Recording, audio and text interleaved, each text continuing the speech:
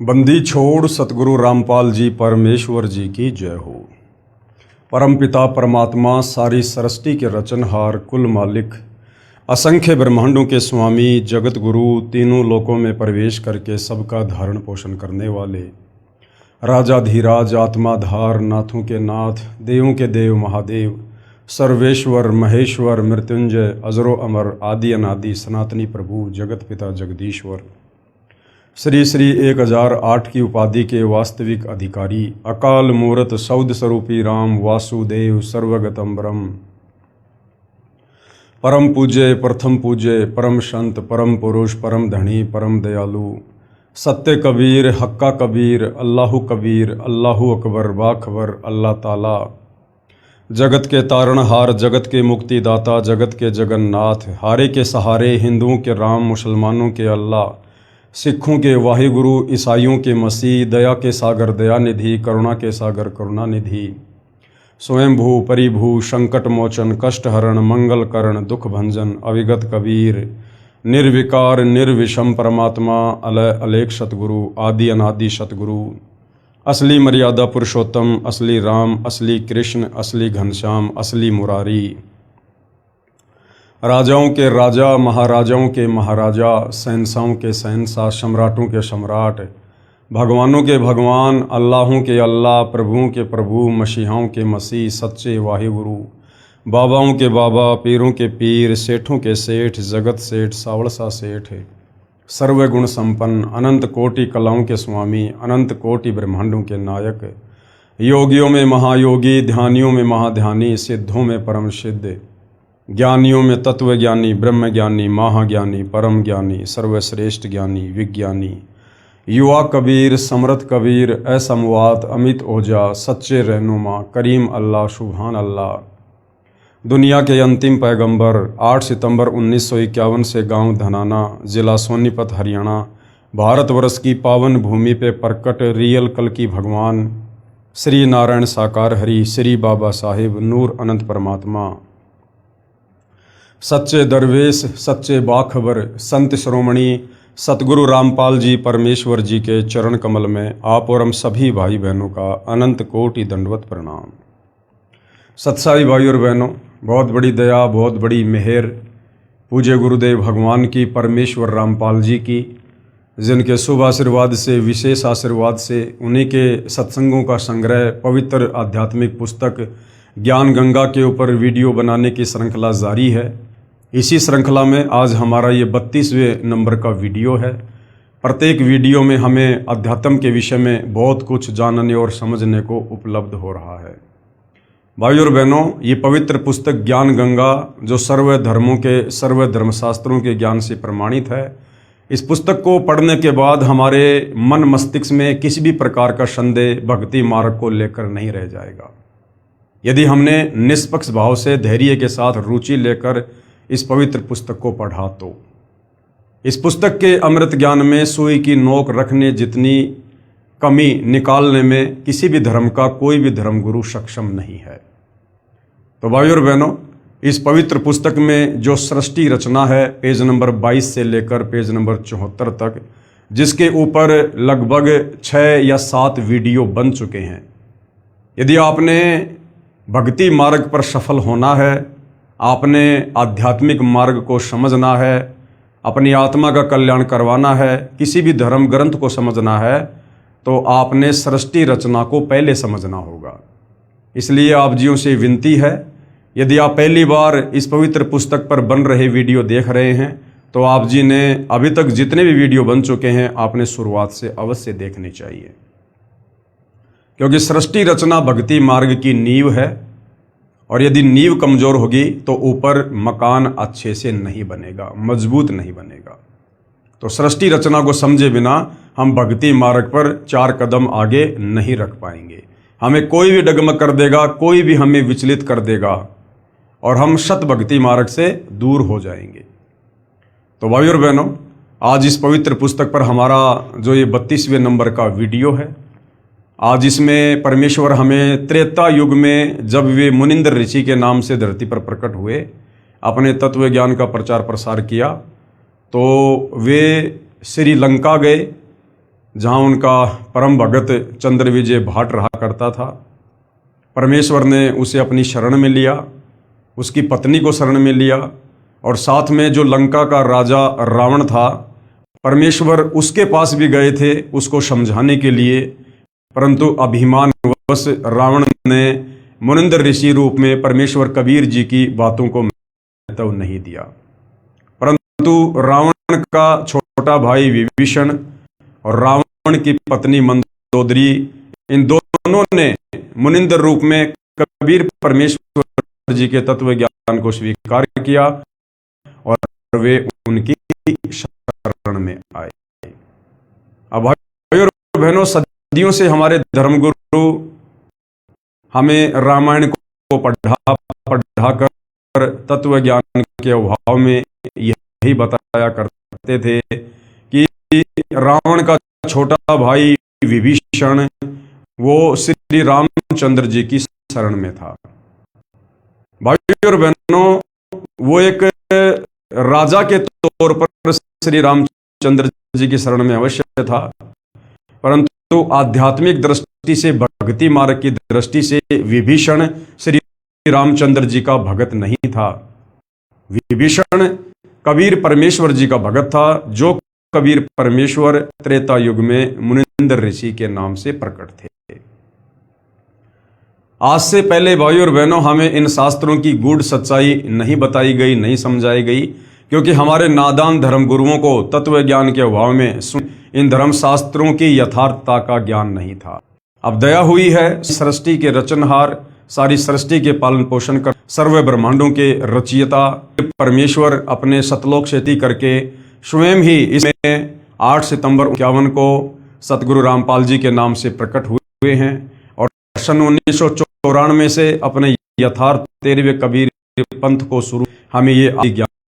तो सतगुरु रामपाल जी के सत्संग सुने बिना हम अध्यात्म के विषय में कुछ भी नहीं जान सकते, कुछ भी नहीं समझ सकते।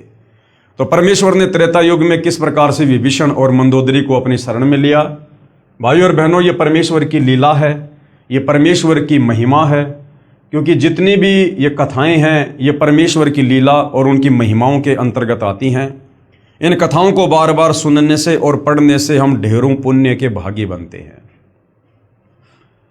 पवित्र पुस्तक ज्ञान गंगा कबीर साहिब द्वारा विभीषण तथा मंदोदरी को शरण में लेना।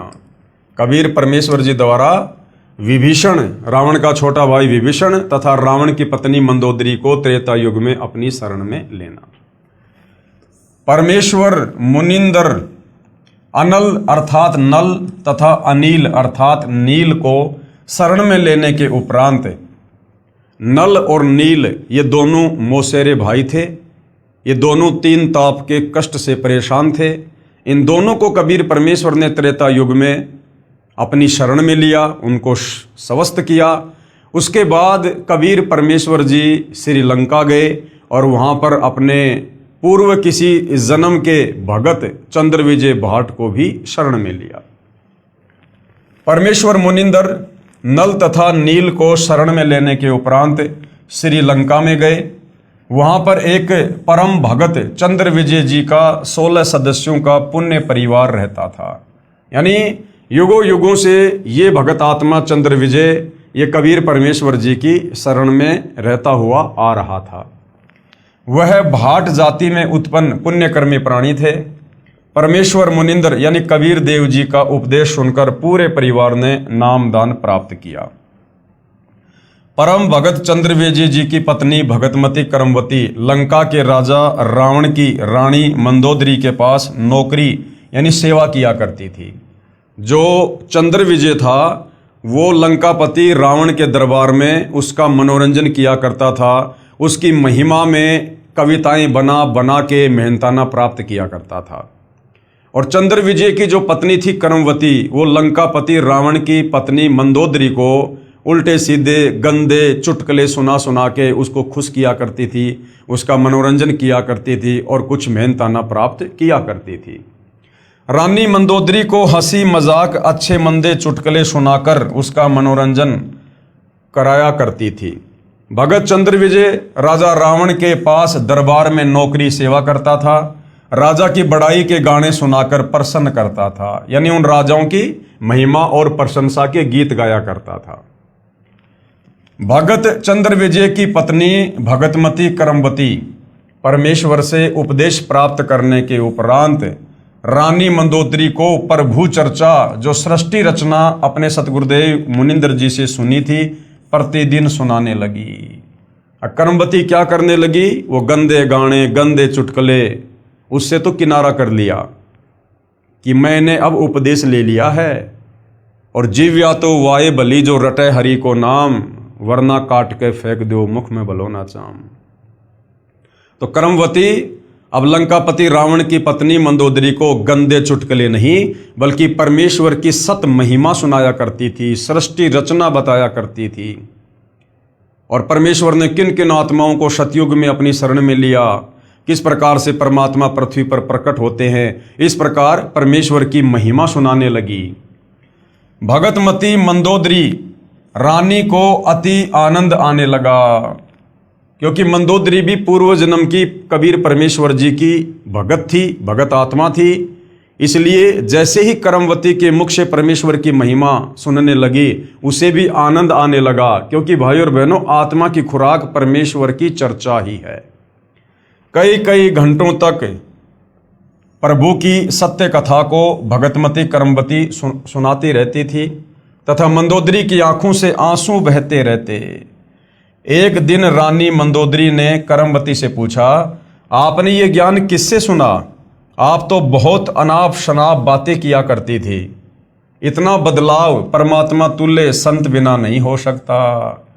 मंदोदरी ने कहा कि करमवती तेरे अंदर इतना बदलाव ये तो यदि भगवान ही संत रूप में आए हुए हैं तो कर सकते हैं, अन्यथा तेरे में तो ये बदलाव नहीं हो सकता था। तब करमवती ने बताया कि हमने एक परम संत से अभी अभी उपदेश लिया है। रानी मंदोदरी ने संत के दर्शन की अभिलाषा व्यक्त करते हुए कहा, आपके गुरु अब की बार आए तो उन्हें हमारे घर बुला कर लाना। अपनी मालकिन का आदेश प्राप्त करके शीश झुकाकर सत्कार पूर्वक कहा कि जो आपकी आज्ञा, आपकी नौकरानी वही करेगी। मेरी एक विनती है, कहते हैं कि संत को आदेश पूर्वक नहीं बुलाना चाहिए, स्वयं जाकर दर्शन करना उचित होता है, और जैसे आपकी आज्ञा वैसा ही होगा। महारानी मंदोदरी ने कहा कि अब के आपके गुरुदेव जी आए तो मुझे बताना, मैं स्वयं दर्शन करूंगी। रानी अवश्य थी लेकिन अभिमान नहीं था, और उन्हीं आत्माओं को परमेश्वर बार बार अपनी शरण में लेते हैं। परमेश्वर ने फिर श्रीलंका में रजा की। मंदोदरी रानी ने उपदेश प्राप्त किया। अब जैसे ही दोबारा कबीर परमेश्वर जी चंद्र विजय भाट के घर पर आए और करमवती ने मंदोदरी के पास में संदेशा भिजवाया, उसी समय मंदोदरी तुरंत मुनिंद्र रूप में आए हुए कबीर परमेश्वर जी की शरण में गई, सत्संग सुना और उपदेश प्राप्त कर लिया। कुछ समय उपरांत अपने प्रिय देवर श्री भगत विभीषण जी को उपदेश दिला दिया, और कुछ ही समय में कबीर परमेश्वर की कथा सुनाकर विभीषण को भी नाम उपदेश के लिए तैयार कर लिया। और जब दोबारा कबीर परमात्मा फिर आए तो मंदोदरी ने अपने देवर यानी लंकापति रावण के छोटे भाई विभीषण को भी मुनिंद्र रूप में आए हुए कबीर परमेश्वर से उपदेश दिलवा दिया। तो विभीषण श्री रामचंद्र जी की आध्यात्मिक दृष्टि से शरण में नहीं था, आध्यात्मिक दृष्टि से कबीर परमेश्वर जी का भगत था। भगतमती मंदोदरी उपदेश प्राप्त करके अहरनिश का मतलब होता है सुबह शाम भगवान के स्मरण में लीन रहने लगी। अपने पति रावण को भी सतगुरु मुनिंद्र जी से उपदेश प्राप्त करने की कई बार प्रार्थना की, परंतु रावण नहीं माना तथा कहा करता था कि मैंने परम शक्ति महेश्वर मृत्युंजय शिव जी की भक्ति की है और इसके तुल्य कोई शक्ति नहीं है, आपको किसी ने बहका दिया। अब रावण को उसके गुरु ने, उस नीम हकीम ने, उस शास्त्र विरुद्ध साधना करवाने वाले गुरु ने शंकर जी को महेश्वर मृत्युंजय अजरो अमर सर्वेश्वर कालज्य कहकर और श्री शिव जी की भक्ति के ऊपर उसको दृढ़ कर रखा था। अन्यथा गुरुदेव भगवान ने बताया कि पुण्यात्माओं, रावण जैसी भक्ति धरती पर कोई नहीं कर सकता अपने इष्ट देव की। 10 बार उसने अपना शीश काटकर अपने इष्ट भगवान शंकर के चरणों में समर्पित कर दिया, लेकिन 2 कारण से रावण मार खा गया। सर्वप्रथम तो उसका अहंकार, और दूसरा उसका जो गुरु था वो तत्व ज्ञानहीन था। उसने शास्त्रों को अच्छे से ना समझकर और शिव जी को ही सर्वश्रेष्ठ परमात्मा साबित करके रावण को उसकी आदि अधूरी भक्ति पर दृढ़ कर दिया। कुछ ही समय उपरांत वनवास प्राप्त श्री सीता जी का अपहरण करके रावण अपने नौलखा बाग में कैद कर लिया। भगतमती मंदोदरी के बार बार प्रार्थना करने से भी रावण ने माता सीता जी को वापस छोड़कर आना स्वीकार नहीं किया। तब भगतमती मंदोदरी जी ने अपने गुरुदेव मुनिंद्र जी से कहा, महाराज जी, मेरे पति ने किसी की औरत का अपहरण कर लिया है और मुझसे सहन नहीं हो रहा है। वह उसे वापस छोड़कर आना किसी कीमत पर भी स्वीकार नहीं कर रहा है। आप दया करो मेरे प्रभु, आज तक जीवन में मैंने ऐसा दुख नहीं देखा। तो कबीर परमेश्वर जी ने क्या कहा कि बेटी, वो कोई आम स्त्री नहीं है जिसको रावण उठा के लाया है, वो अपनी मौत को गले लगा के ले आया। परमेश्वर मुनिंद्र जी ने कहा, बेटी मंदोदरी, ये औरत कोई आम स्त्री नहीं है। श्री विष्णु जी को श्रापवश पृथ्वी पर आना पड़ा है। वे श्री राजा दशरथ के पुत्र रामचंद्र अयोध्यावासी हैं। इनको 14 वर्ष का वनवास प्राप्त है तथा लक्ष्मी जी स्वयं सीता रूप बनाकर इनकी पत्नी रूप में वनवास में थी। उसे रावण एक साधु वेश बनाकर धोखा देकर उठा लाया है। ये स्वयं लक्ष्मी ही सीता जी है। इसे शीघ्र वापस करके क्षमा याचना करके अपने जीवन की भिक्षा याचना रावण करे तो इसी में इसका शुभ है। क्या कहा गुरुदेव ने कि साधु रूप बनाकर और वो सीता का अपहरण करके लाया। अब भाई और बहनों, वैसे तो रावण के प्रारब्ध में लिखा हुआ था, लेकिन और भी बहुत सारे कारण हैं जिस कारण से रावण को इस प्रकार की कुत्ते वाली मौत प्राप्त हुई। उसका पतन हुआ, विनाश हुआ, पूरा कुल जो है वो गर्त हुआ। रावण ने साधु वेश बनाया, संत वेश बनाया और आटा मांगा सीता से। तो 2 गलतियां रावण ने और विशेष की। एक तो रावण ने संत वेश को बदनाम किया, साधु वेश को बदनाम किया, कलंकित किया। जिस संत और साधु वेश में कबीर परमात्मा धरती पर प्रकट होकर हम नादान आत्माओं को तत्व ज्ञान समझाते हैं, उस संत चोले को रावण ने बदनाम किया, जो है वो कलंकित किया। यानी संत चोले की आड़ में उसने सीता को ठगा, अपहरण किया। दूसरा दोष था रावण का कि उसने अन्न देव का अपमान किया, क्योंकि आटा मांगने के बहाने वो सीता को अपहरण करने गया था। उसने अन्न देव का भी अपमान किया। भगतमती मंदोदरी के अनेकों बार प्रार्थना करने से रावण नहीं माना तथा कहा कि वे 2 मस्करे जंगल में घूमने वाले मेरा क्या बिगाड़ सकते हैं।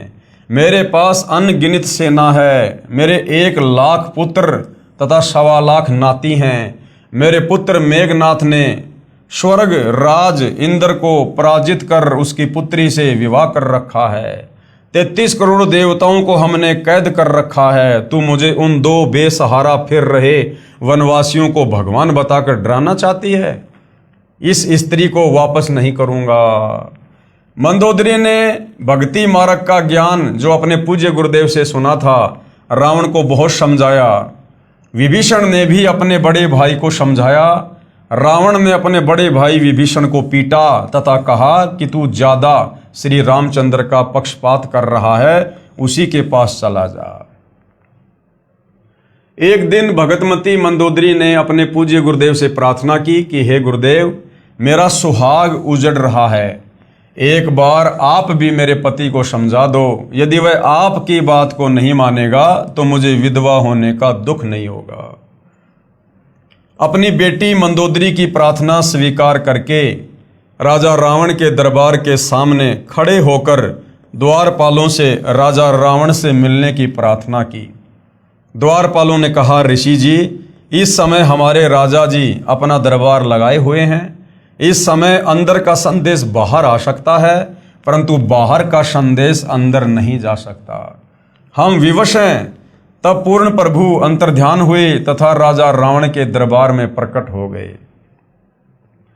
रावण की दृष्टि ऋषि पर गई तो गरज कर पूछा कि इस ऋषि को मेरी आज्ञा बिना किसने अंदर आने दिया? उसे लाकर मेरे सामने कत्ल कर दो। तब परमेश्वर ने कहा, राजन, आपके द्वारपालों ने स्पष्ट मना कर दिया था। उन्हें पता नहीं कि मैं कैसे अंदर आ गया। रावण ने पूछा कि तू अंदर कैसे आया? तू तड़ाके से बात कर रहा था संतों के साथ में, तू तड़ाके से, इतना अभिमान था। तब पूर्ण प्रभु मुनिंदर वेश में अदृश्य होकर पुनः प्रकट हो गए तथा कहा कि मैं ऐसे आ गया। रावण ने पूछा कि आने का कारण बताओ। तब प्रभु ने कहा कि आप योद्धा होकर एक अबला का अपहरण कर लाए हो। ये आपकी शान और सूरवीरता के विपरीत है। ये कोई आम औरत नहीं है, ये स्वयं लक्ष्मी जी अवतार हैं। श्री रामचंद्र जी जो इनके पति हैं, वे स्वयं विष्णु हैं। इसे वापस करके अपने जीवन की भिक्षा मांगो, इसी में आपका श्रेय है। इतना सुनकर तमोगुण यानी भगवान शिव का उपासक रावण क्रोधित होकर नंगी तलवार लेकर सिंहासन से दहाड़ता हुआ कूदा तथा उस नादान प्राणी ने तलवार के अंधाधुंध 70 वार ऋषि जी को मारने के लिए किए।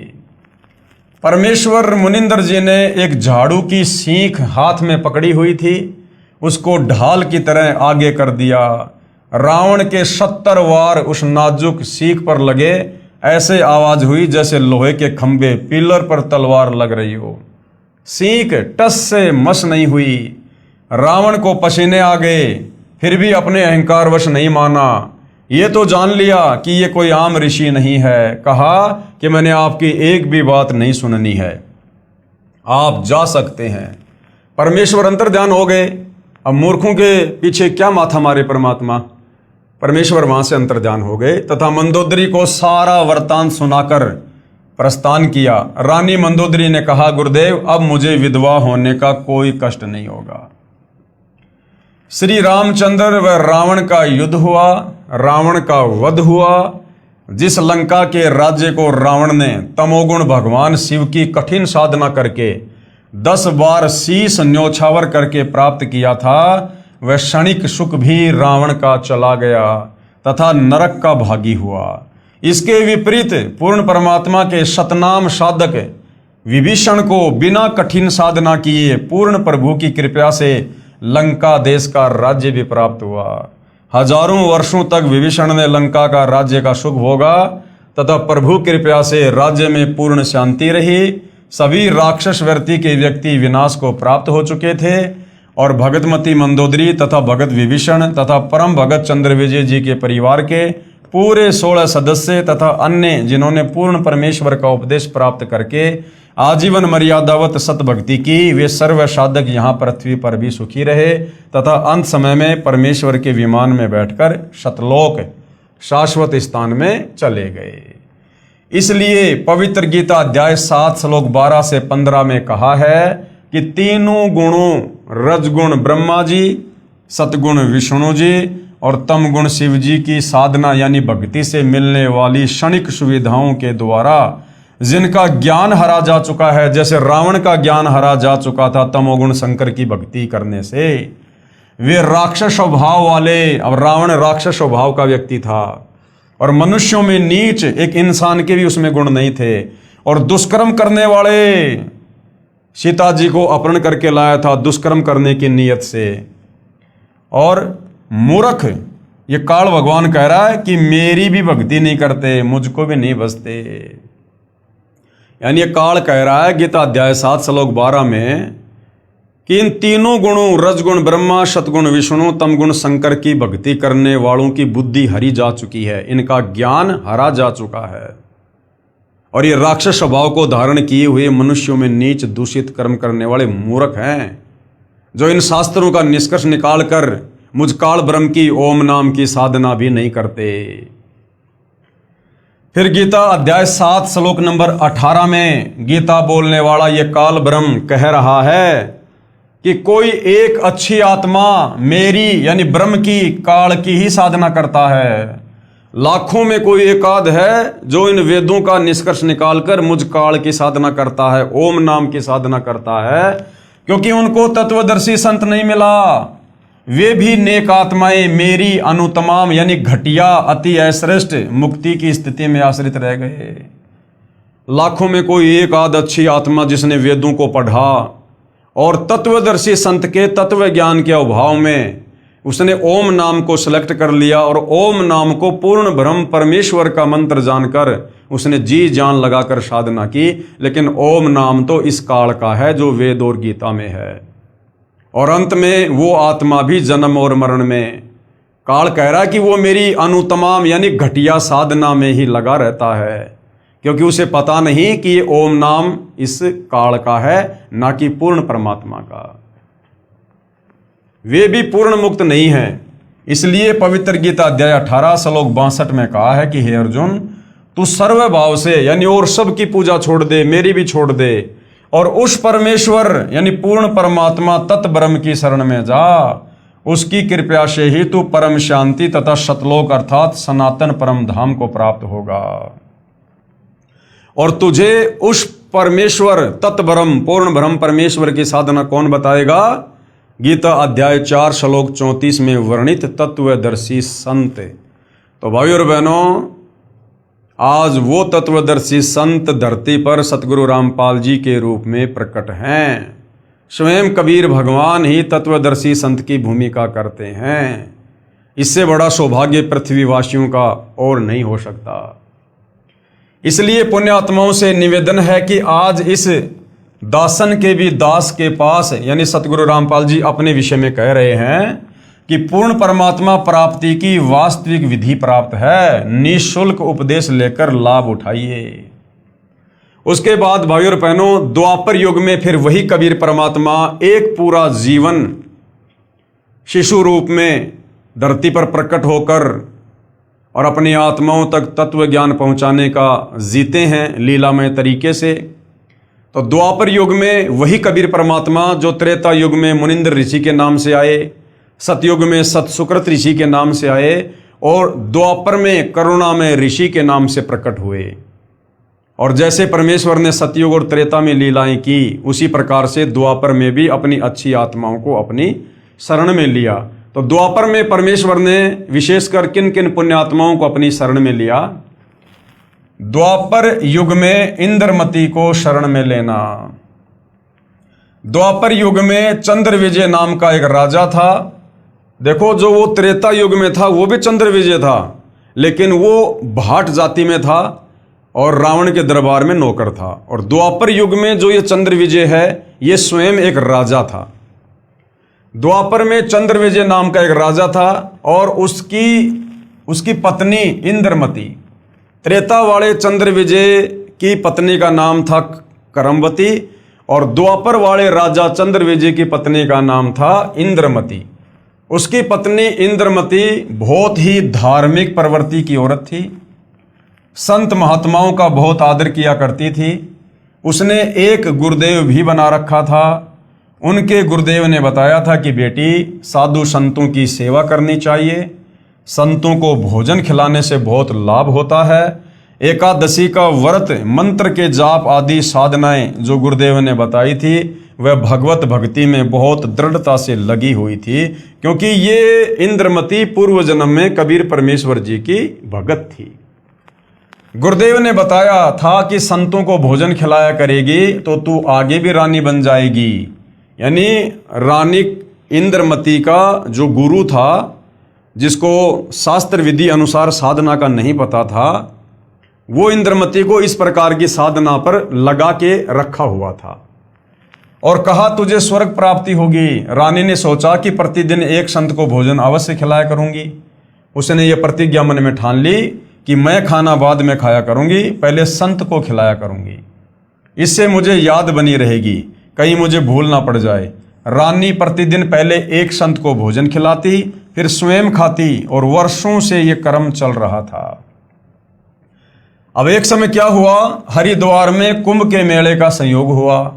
जितने भी ये त्रिगुण माया के उपासक संत थे। ये ब्रह्मा विष्णु महेश के जितने भी भगत थे, सभी गंगा में स्नान करने के लिए, पर्व लेने के लिए प्रस्थान कर गए। इस कारण से कई दिन रानी को भोजन कराने के लिए कोई संत नहीं मिला। रानी इंद्रमती ने स्वयं ही भोजन नहीं किया, स्वयं भी उसने भोजन नहीं किया। चौथे दिन अपनी बांदी से कहा कि बांदी देख ले कोई संत मिल जाए तो, नहीं तो आज तेरी रानी जीवित नहीं रहेगी। आज मेरे प्राण निकल जाएंगे परंतु मैं खाना नहीं खाऊंगी, क्योंकि उसने मनमुखी रूप से अपने गुरु के बताने के बाद प्रतिज्ञा कर ली थी। वह दीन दयाल कबीर परमेश्वर अपने पूर्व वाले भगत को शरण में लेने के लिए न जाने क्या क्या कारण बना देता है। बांदी ने ऊपर अटारी पर चढ़कर देखा कि सामने से एक संत आ रहा था। सफेद कपड़े थे। द्वापर युग में परमेश्वर कबीर करुणामय नाम से आए थे। बांदी नीचे आई और रानी से कहा कि एक व्यक्ति है जो साधु जैसा नजर आता है। रानी ने कहा कि जल्दी से बुला ला। बांदी महल से बाहर गई तथा प्रार्थना की कि साहेब आपको हमारी रानी ने याद किया है। करुणामय साहिब ने कहा, रानी ने मुझे क्यों याद किया है? मेरा और रानी का क्या संबंध है? नौकरानी ने सारी बात बताई। करुणामय कबीर साहिब ने कहा कि रानी को आवश्यकता पड़े तो यहाँ आ जाए। यानी परमात्मा अपनी उस आत्मा के भाव चेक करना चाहते थे कि ये अपने नादान गुरु के कहने पर वैसे ही भूखी मर रही है या साधु संतों के प्रति इसके मन में कोई श्रद्धा भी है। रानी को आवश्यकता पड़े तो यहां आ जाए, मैं यहां खड़ा हूं। तू बांदी और वो रानी, मैं वहां जाऊं, और यदि वह कह दे कि तुझे किसने बुलाया था या उसका राजा ही कुछ कह दे, और बेटी संतों का अनादर बहुत पापदायक होता है। बांदी फिर वापस आई और रानी से सब वार्ता कह सुनाई। तब रानी ने कहा कि बांदी मेरा हाथ पकड़ और चल। जाते ही रानी ने दंडवत प्रणाम करके प्रार्थना की कि हे परवरदिगार, चाहती तो ये हूं कि आपको कंधे पर बैठा लूं। करुणामय साहिब ने कहा, बेटी मैं यही देखना चाहता था कि तेरे में कोई श्रद्धा भी है या वैसे ही भूखी मर रही है। अब भाई और बहनों, ये गलती वर्तमान में आप और हमने नहीं करनी है, क्योंकि वर्तमान ये भक्ति युग है, कलयुग की पिछली पीढ़ी है, और आप और हमें जो मिलना था वो मिल चुका है। यानी पूर्ण ब्रह्म परमेश्वर स्वयं पूर्ण संत के रूप में हमें मिल चुके हैं। अब ये रानी इंद्रमती जिस प्रकार की गलती कर रही है, हर किसी संत के चरणों में गिर जाना, दंडवत करना, हर किसी संत में पूर्ण श्रद्धा जो है वो प्रकट कर देना, ये गलती अब आप और हमने नहीं करनी है। इंद्रमती को तो उस समय पूर्ण तत्व ज्ञान नहीं था, वो भक्ति युग मोक्ष मार्ग नहीं था उस समय कंप्लीट। तो वर्तमान में आप और हमने अपने पूज्य गुरुदेव के अलावा अन्य किसी भी साधु संत महात्मा को दंडवत प्रणाम नहीं करना। आदरवश सम्मानवश झुक के हाथ जोड़ के प्रणाम सभी को कर सकते हैं, चाहे आम व्यक्ति हो चाहे साधु संत हो, हमारी दृष्टि में सब बराबर हैं। और अब हमें तत्व ज्ञान हो गया तो अब हमें पता चल गया कि हमारे पूज्य गुरुदेव के अलावा चाहे कोई कितना ही बड़ा साधु संत महात्मा नजर क्यों ना आता हो, वो अंदर से खाली खोखा है, केवल डूंडा साधु का है, अंदर उसके भक्ति भाव नहीं है। वो शास्त्र विरुद्ध साधना ही करता हुआ मिलेगा, चाहे कितना भी उच्च कोटि का माना हुआ संत क्यों ना दिखाई दे। तो अब आप और हमने अपने पूज्य गुरुदेव के अलावा गुरु रूप में अन्य किसी को भी हमने वो भाव नहीं देना है, उसके प्रति वो श्रद्धा प्रकट नहीं करनी है जो रानी इंद्रमती ने अपने गुरु के अलावा और कबीर परमेश्वर जी को भी एक संत जानकर उनको दंडवत प्रणाम किया, विशेष श्रद्धा जो है वो प्रकट की। क्योंकि वर्तमान में तत्व ज्ञान गुरुदेव ने हमें कंप्लीट दे दिया है। मैं यही देखना चाहता था कि तेरे में कोई श्रद्धा भी है या वैसे ही भूखी मर रही है। रानी ने अपने हाथों खाना बनाया। करुणामय रूप में आए कबीर देव ने कहा कि मैं खाना नहीं खाता, मेरा शरीर खाना खाने का नहीं है। यानी मेरा शरीर आप लोगों की तरह 5 तत्व का नहीं है, मेरा तेज पुंज का शरीर है। तो रानी ने कहा कि मैं भी खाना नहीं खाऊंगी। करुणामय साहिब ने कहा कि ठीक है बेटी, लाओ खाना खाते हैं, क्योंकि समर्थ उसी को कहते हैं जो चाहे सो कर दे। सतगुरु जो चाहे सो कर ही, भरम पड़ो मत कोई, और सेऊ धड़ पर शीश चढ़ाया पाछे करी रसोई। करुणामय साहिब ने खाना खा लिया। फिर रानी से पूछा कि जो ये तू साधना कर रही है ये तेरे को किसने बताई है? रानी ने कहा कि मेरे गुरुदेव ने आदेश दिया है। कबीर साहब ने पूछा क्या आदेश दिया है तेरे गुरुदेव ने? इंद्रमती ने कहा कि ब्रह्मा विष्णु महेश की पूजा, एकादशी का व्रत, तीर्थ भ्रमण, देवी पूजा, श्राद्ध निकालना, मंदिर में जाना, संतों की सेवा करना। ये संतों की सेवा को छोड़कर जितनी भी क्रिया हैं ये सारी की सारी वेद और गीता के विरुद्ध हैं। करुणा में यानी कबीर साहिब ने कहा कि जो भक्ति तेरे गुरुदेव ने दी है तेरे को जन्म और मरण तथा स्वर्ग नरक व 84 लाख योनियों के कष्ट से मुक्त नहीं कर सकती। रानी ने कहा कि महाराज जी जितने भी संत हैं अपनी अपनी प्रभुता आप ही बनाने आते हैं, मेरे गुरुदेव के बारे में कुछ नहीं कहोगे, मैं चाहे मुक्त हूं या ना हूं। अब करुणा में यानी कबीर साहिब सोचते हैं कि इस भोले जीव को कैसे समझाएं। इन्होंने जो पूंछ पकड़ ली उसको छोड़ नहीं सकते, मर सकते हैं। करुणामय साहिब ने कहा कि बेटी वैसे तो तेरी इच्छा है, मैं निंदा नहीं कर रहा। क्या मैंने आपके गुरुदेव को गाली दी है या कोई बुरा कहा है? मैं तो भक्ति मार्ग बता रहा हूं कि ये भक्ति शास्त्रों के विरुद्ध है, तुझे पार नहीं होने देगी और न ही तेरा कोई आने वाला कर्म दंड कटेगा। और सुन ले फिर क्या कहा परमात्मा जी ने इंद्रमती को, और सुन ले आज से तीसरे दिन तेरी मृत्यु हो जाएगी, ना तेरा गुरु बचा सकेगा और ना तेरी ये नकली भक्ति बचा सकेगी। जब मरने की बारी आती है फिर जीव को डर लगता है, वैसे तो नहीं मानता। अब रानी ने सोचा कि संत झूठ नहीं बोलते, कहीं ऐसा ना हो कि मैं परसों ही मर जाऊं। इस डर से करुणामय साहिब से पूछा कि साहिब क्या मेरी जान बच सकती है? कबीर साहिब जो करुणामय ऋषि के रूप में थे उन्होंने कहा कि बच सकती है, अगर तू मेरे से उपदेश लेगी, मेरी शिष्या बनेगी और पिछली पूजाएं त्यागेगी। यानी तेरे पिछले गुरु ने तेरे को जो भी पूजा पाठ भक्ति जंत्र मंत्र व्रत बताए हैं तो उन्हें सबको त्यागना पड़ेगा। जैसा तुझे मैं कहूंगा वैसे ही भक्ति करनी पड़ेगी, तो तेरी जान बच सकती है। इंद्रमती ने कहा मैंने सुना है कि गुरुदेव नहीं बदलना चाहिए, पाप लगता है। कबीर साहिब यानी करुणामय जी ने कहा नहीं पुत्री, ये भी तेरा भ्रम है। एक डॉक्टर से दवाई ना लगे तो क्या दूसरे से नहीं लेंगे? एक 5वीं कक्षा का अध्यापक होता है, फिर एक उच्च कक्षा का अध्यापक होता है। बेटी अगली कक्षा में जाना होगा, क्या सारी उम्र 5वीं कक्षा में ही लगी रहेगी? इसको छोड़ना पड़ेगा।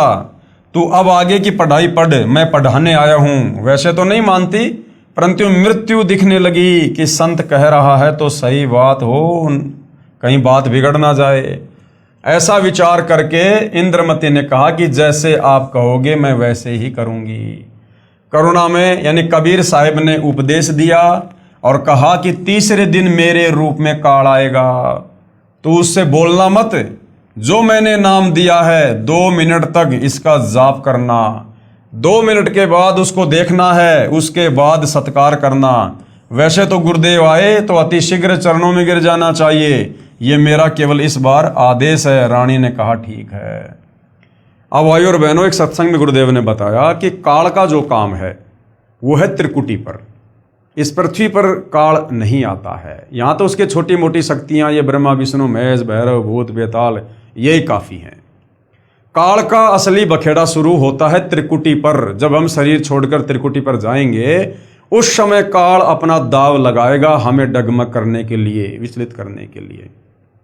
तो यहां पर गुरुदेव ने कहा ना कि परसों मेरे रूप में यानी तेरे गुरु के रूप में काल आएगा।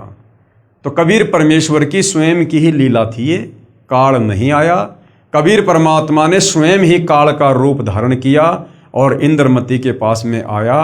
इसका रीजन आपको आगे पता चलेगा। अगर परमात्मा इस प्रकार का झटका ना देते तो इंद्रमती को ये वहम हो जाता कि मेरी कोई मृत्यु नहीं होनी थी तीसरे दिन, और धन के चक्कर में, पैसे के चक्कर में, क्योंकि मैं रानी हूं ना, इसलिए मेरे को इस महाराज जी ने, करुणामय जी ने मूर्ख बना दिया। मेरी कोई मृत्यु नहीं होनी थी। इसलिए परमेश्वर ने उस आत्मा को दृढ़ करने के लिए काल के रूप में आकर झटका देना था। अब रानी को तो चिंता बनी हुई थी, श्रद्धा से जाप कर रही थी। कबीर साहिब करुणामय साहिब का रूप बनाकर गुरुदेव रूप में काल आया आवाज लगाई, इंद्रमती इंद्रमती। अब उसको तो पहले ही डर था, सुमरण करती रही थी, काल की तरफ नहीं देखा। 2 मिनट के बाद जब देखा तो काल का स्वरूप बदल गया। काल का ज्यों का त्यों चेहरा दिखाई देने लगा। कर्णों में साहिब का स्वरूप नहीं रहा। जब काल ने देखा कि तेरा तो स्वरूप ही बदल गया, वो जान गया कि इसके पास कोई शक्ति युक्त मंत्र है। ये कहकर चला गया कि तुझे फिर देखूंगा, अब तो बच गई। रानी बहुत खुश हुई, फूली नहीं समाई। कभी अपनी बांदियों को कहने लगी कि मेरी मृत्यु होनी थी, मेरे गुरुदेव ने मुझे बचा लिया। राजा के पास गई तथा कहा कि आज मेरी मृत्यु होनी थी, मेरे गुरुदेव ने रक्षा कर दी, मुझे लेने के लिए काल आया था। अब राजा कहाँ इन बातों पर इतना ज़्यादा गौर करे। राजा ने कहा कि तू ऐसे ड्रामे करती रहती है, काल आता तो क्या तुझे छोड़ जाता? ये सब संत बहका देते हैं। अब इस बात को वह कैसे माने? खुशी खुशी में रानी लेट गई। कुछ देर के बाद सरप बनकर काल फिर आया और रानी को डस लिया। जो ही सरप ने डसा, रानी को पता चल गया। रानी जोर जोर से चिल्लाई, मुझे सांप ने डस लिया। नौकर भागे। देखते ही देखते एक मोरी, पानी निकालने का छोटा छिद्र, उसमें से वह सरप निकल गया। अपने गुरुदेव को पुकार कर रानी बेहोश हो गई। करुणा में यानी कबीर साहिब वहां प्रकट हो गए। लोगों को दिखाने के लिए मंत्र बोला। वे तो बिना मंत्र भी जीवित कर सकते हैं, किसी जंत्र मंत्र की आवश्यकता नहीं। इंद्रमती को जीवित कर दिया। रानी ने बड़ा शुक्र मनाया कि हे बंदी छोड़, यदि आज आपकी शरण में नहीं होती तो मेरी मृत्यु हो जाती। साहिब ने कहा कि इंद्रमती, इस काल को तो मैं तेरे घर में भी घुसने नहीं देता, तेरे पर यह हमला भी नहीं कर सकता, परंतु तुझे विश्वास नहीं होता और तू ये सोचती कि मेरे ऊपर कोई आपत्ति नहीं आनी थी। गुरुजी ने मुझे बहका कर नाम दे दिया, इसलिए तेरे को थोड़ा सा झटका दिखाया है, नहीं तो बेटी तेरे को विश्वास नहीं होता। क्या कह रहे हैं परमात्मा? इसलिए तेरे को थोड़ा सा झटका दिखाया है। यानी अपनी तरफ से कबीर परमात्मा ने काल का रूप बनाकर, वो सरप का रूप बनाकर, ये सारा का सारा झटका इंद्रमती को दृढ़ करने के लिए परमात्मा ने स्वयं ही दिया। और परमात्मा कहते हैं, धर्मदास यहाँ घना अंधेरा और बिन परचे जीव जम का चेहरा। कि धर्मदास, इस काल के लोक में बहुत ज्यादा अज्ञान रूपी अंधेरा है। बिन परचे जीव जम का चेहरा, जब तक इस प्राणी को कोई छोटा मोटा चमत्कार ना दिखाया जाए तब तक ये काल का चेला बना रहता है, बात नहीं मानता संतों की। कबीर साहेब अर्थात करुणामय जी ने कहा कि अब जब मैं चाहूंगा तब तेरी मृत्यु होगी।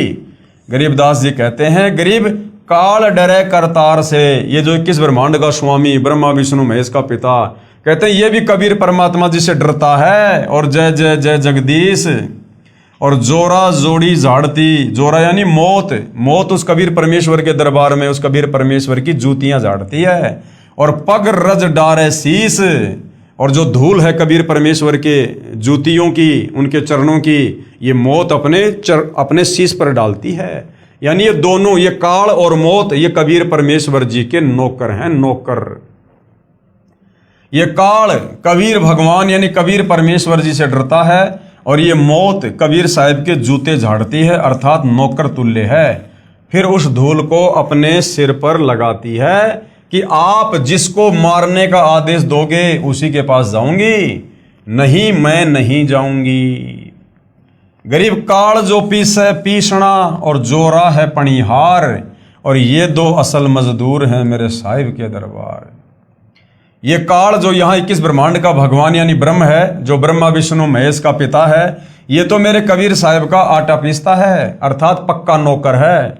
और जोरा यानी मौत मेरे कबीर साहिब का पानी भरती है, अर्थात एक विशेष नौकरानी है। ये दो असल मजूर यानी मजदूर मेरे साहिब के दरबार में हैं। कुछ दिनों के बाद साहिब फिर आए, रानी इंद्रमती को शतनाम प्रदान किया।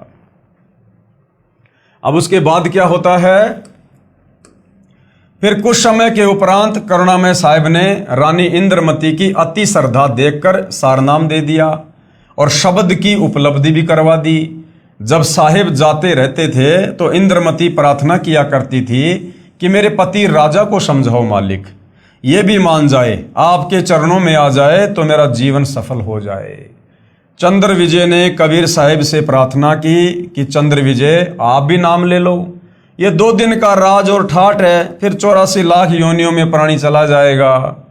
चंद्रविजय ने कहा कि भगवान मैं तो नाम लूँ नहीं और आपकी शिष्या को मना करूँ नहीं, चाहे सारे खजाने को ही दान करो, चाहे किसी प्रकार का सत्संग करवाओ, मैं मना नहीं करूँगा। कबीर साहिब यानी करुणामय जी ने पूछा, आप नाम क्यों नहीं लोगे? चंद्रविजय राजा ने कहा कि मैंने तो बड़े बड़े राजाओं की पार्टियों में जाना पड़ता है।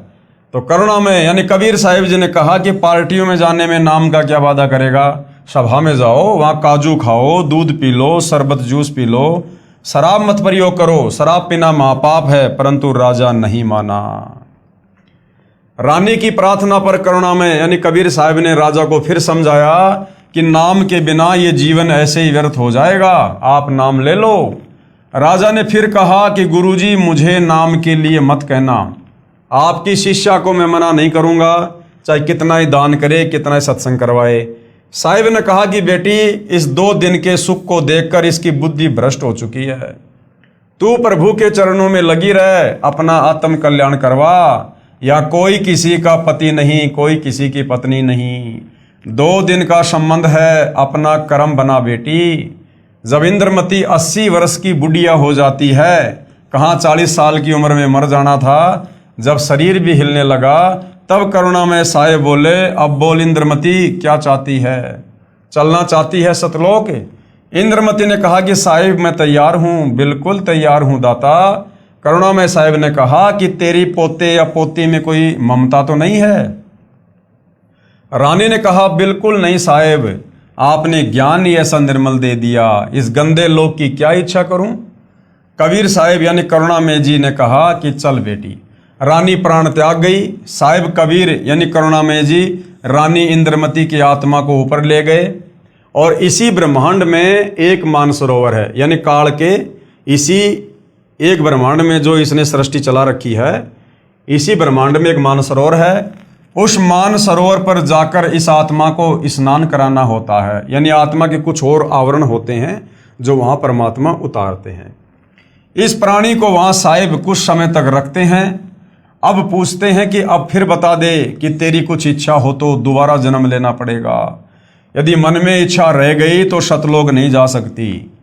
इंद्रमती ने कहा साहिब आप तो अंतर्यामी हो, कोई इच्छा नहीं है, आपके चरणों की इच्छा है, लेकिन एक मन में शंका बनी हुई है। अब भाई और बहनों हम आत्माएं ऐसे मार खाते हैं। इंद्रमती ने कहा कि एक मन में शंका बनी हुई है कि मेरा जो पति था उसने मुझे किसी भी धार्मिक कर्म में कभी मना नहीं किया, नहीं तो आजकल के पति अपनी पत्नियों को बाधा कर देते हैं। यदि वह मुझे मना कर देता तो मैं आपके चरणों में नहीं लग पाती, मेरा कल्याण नहीं होता। अब ये भी हमारी कमजोरी होती है भाई और बहनों कि अगर मेरा पति नहीं मानता, मेरे सास ससुर नहीं मानते या मेरी पत्नी नहीं मानती तो मैं भक्ति नहीं कर पाती, भक्ति नहीं कर पाता, मेरा कल्याण नहीं हो पाता। अब भाई और बहनों परमात्मा ने जिस आत्मा से भक्ति करवानी होती है और उस भक्ति मार्ग में जो बाधा होती हैं, उन बाधाओं को कबीर परमात्मा ही सेटल करते हैं। और हम जीव उस कबीर परमेश्वर की महिमा को ना जानकर हम उस व्यक्ति विशेष को महत्व दे देते हैं कि मेरा पति अच्छा है, मेरी पत्नी अच्छी है, मुझे बाधा नहीं करती, मुझे बाधा नहीं करता। अरे भैया वो जीव है, वो कब काल प्रेरित हो जाए कोई भरोसा नहीं है। अगर उसको सेट कर रखा है तो ये गुरुदेव भगवान की मर्जी है, ये उनकी इच्छा है। तो हमने हर स्थिति में, हर परिस्थिति के लिए अपने गुरुदेव भगवान का ही धन्यवाद करना चाहिए। उसका इस शुभ कर्म में सहयोग का कुछ लाभ मिलता हो तो कभी उस पर भी दया करना दाता। अब साहिब ने देखा कि ये नादान इसके पीछे फिर लटक गई। साहिब बोले ठीक है बेटी, अभी तू 2-4 वर्ष यहाँ रह। शरीर छोड़ दिया, घर बार छोड़ दिया, मृत्यु हो गई, शरीर को पीछे से फूंक दिया। लेकिन परमात्मा कहते हैं जब हम इस स्थूल शरीर को छोड़ते हैं तो हमारा जो सूक्ष्म शरीर होता है, उस सूक्ष्म शरीर में हमारे ज्यों के त्यों विचार, हमारा स्वभाव बना रहता है।